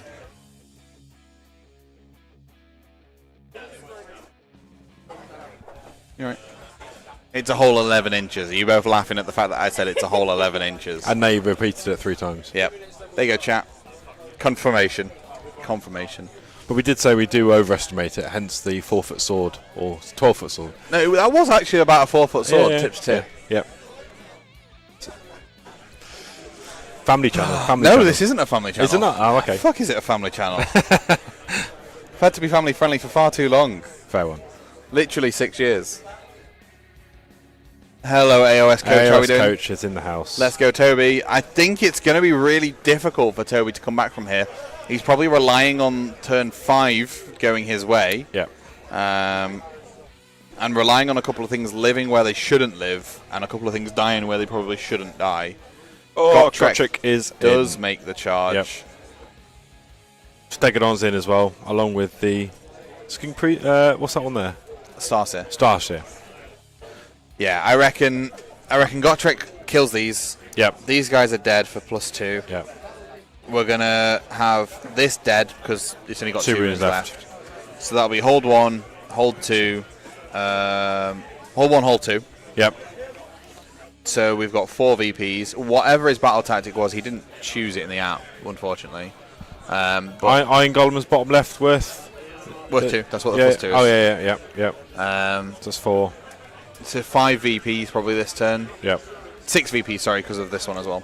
Yep. So it'll take it to a 21-22 going into turn 5. Yep. I'm just going to go and ask the players what the battle tactic was, just to confirm. Should we go do it? I'll go do it. Thanks, Baz. Baz can go and ask. And we can find out just what Steven's battle tactic was. And we can see exactly what it was. I assume it's going to be chosen.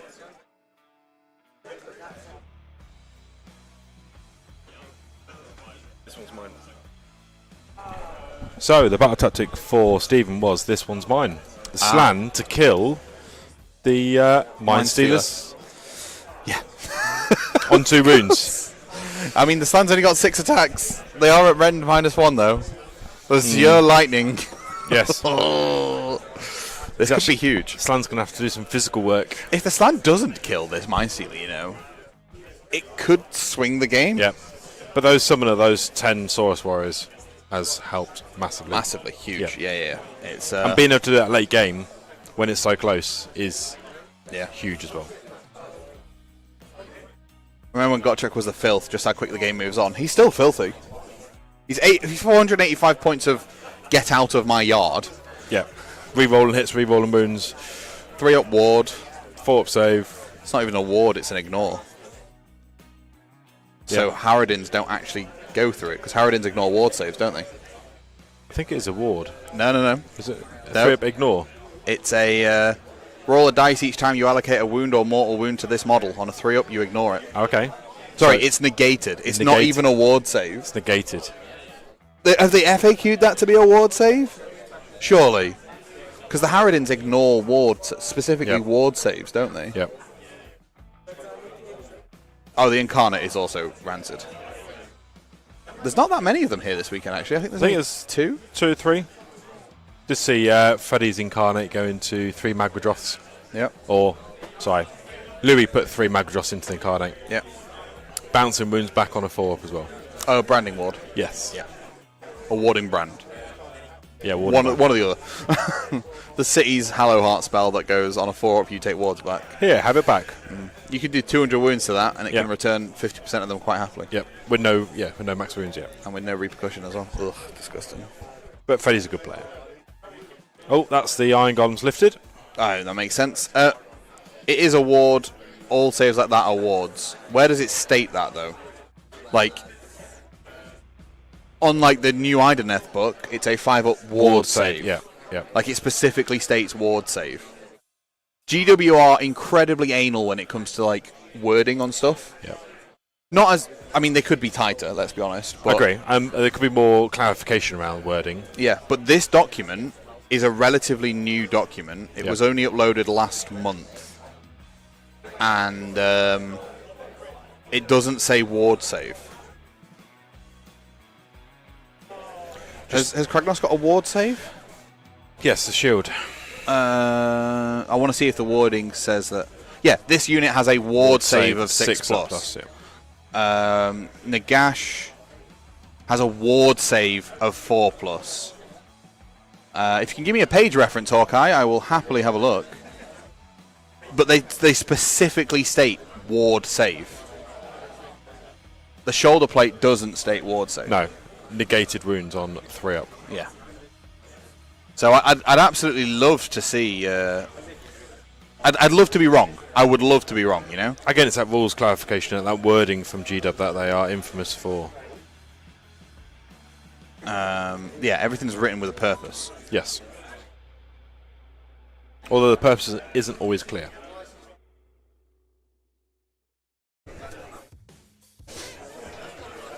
Yeah, you're not wrong. You're wrong. Sorry, I'm trying to also have a look at what the FAQ says.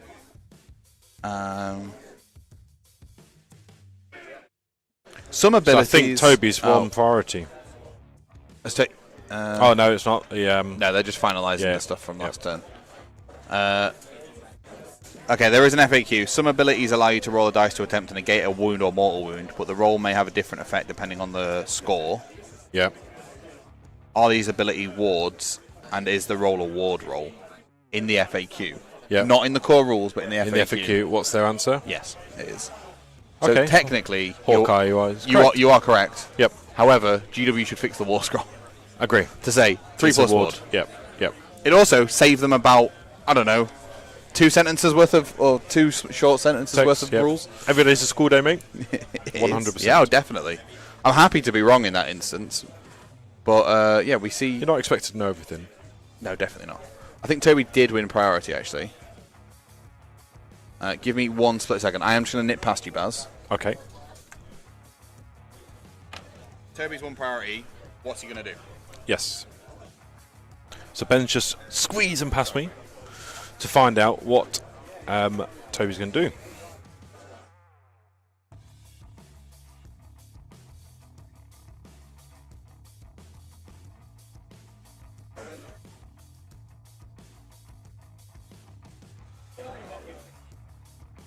Just looking at updating the information they've got in there as well, guys.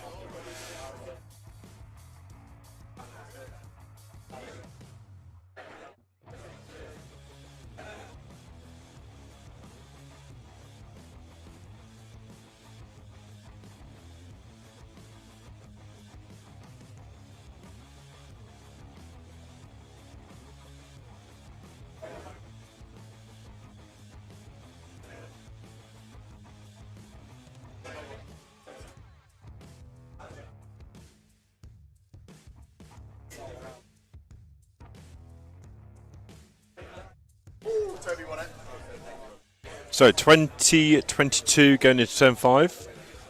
Yes, because there is a command ability where when a unit of Iron Guard dies, you can bring it back at half strength. And Toby managed tasty. to do it on the top left-hand side. And tag that objective. Tag it to stop the score going to hold 1, hold 2. Yep. And then the players both rolled off. 4 versus 4. Toby went first last time, retains the priority. Yes. Massive. You okay? Okay. Yeah, absolutely massive there from Toby. He's held every priority when he's needed to.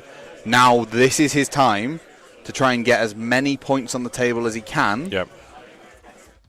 Open that gap up as much as possible. Yeah, and just go, right, it's now your play. Yep. Yep. So let's have What a are you look. going to do? What have we got? We've got potential. So there's hold 1 because Toby can still holds it. Yep. There's hold 2, and there's hold more for a total of +3. Yep. So let's say he's just got that +3 there. Where's the sorcerer's down here Sorcerer's still? in there, yep, yep. I don't think he's going to be in range to throw an arcane bolt at this skink to kill it, which No. is unfortunate. So that's probably a good 24 inches. Hold 1, hold 2, hold more. Let's assume whatever battle tactic he manages to choose, he gets it for Yep. +5 in total. That's 27.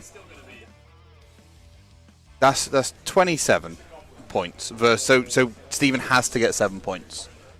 Hold 1, hold 2, hold more, +2. and his battle tactic for +5. With his grand strap for 3. 28. I think it possibly might come down to that. Let's just have a cheeky look at... I'm pretty sure no place for the week is starting army only. Yeah, so Hawkeye, they don't count as starting army from summoned. You okay? So that unit of 10 doesn't count for no place. Yeah, for the doesn't week. need to be killed. The Varangard could come down this way, try and kill these guys. Then it would actually be worth more points for Toby because they're going to be worth 3. as well, because they're GV units contesting an objective. On top of the hold 1, hold 2, hold more, and your battle tactic. Well, if he leaves this objective, he won't get hold more. He'll only get hold 1, hold 2. Yeah. But I would take the +3 VP here for +1 there. That's a handshake for the players. I'm going to need them to fill me in on that one because I do not know what's just happened. They've just called it. You can't call it this close, guys. This is crazy. Can you ask them to fill in the app? Just tell them to fill it in. Yep. If they can fill in the app for turn 5, then we can see how it happens. Oh my word. They've obviously just called it there, but I need them to fill the app in. So Toby's going to fill it in. Hold 1, hold 2. Hold more. So he's just going to take that.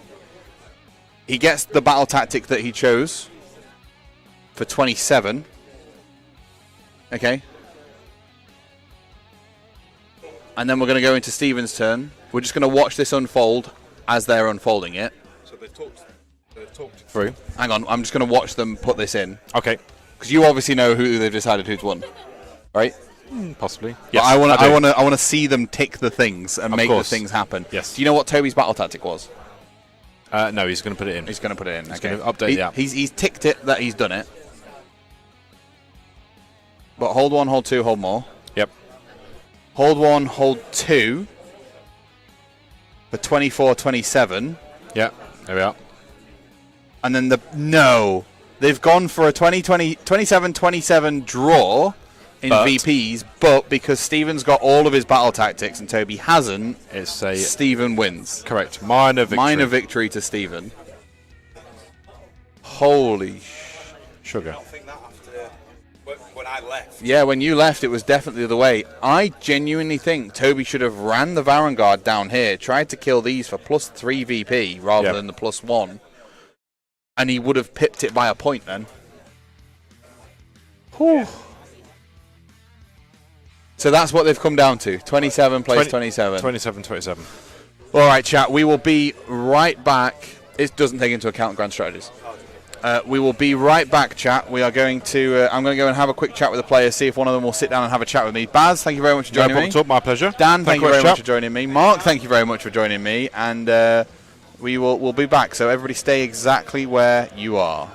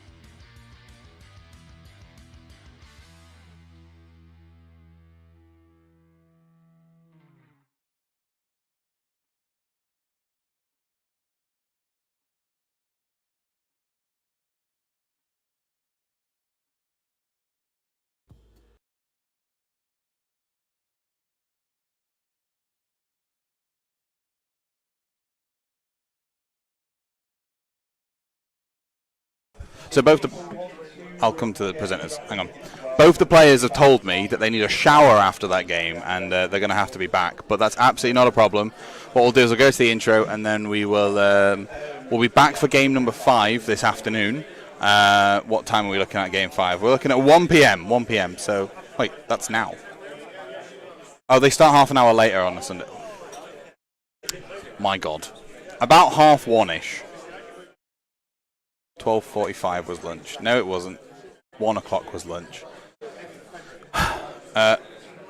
Assume we'll be back around about 2 o'clock. 1:30, 2 o'clock. Keep your eyes open, subscribe to the channel, and you'll get a notification when we go live. Or just stick with it open and we'll be here. Other than that, thank you so much for that game, chat, and everybody who joined me.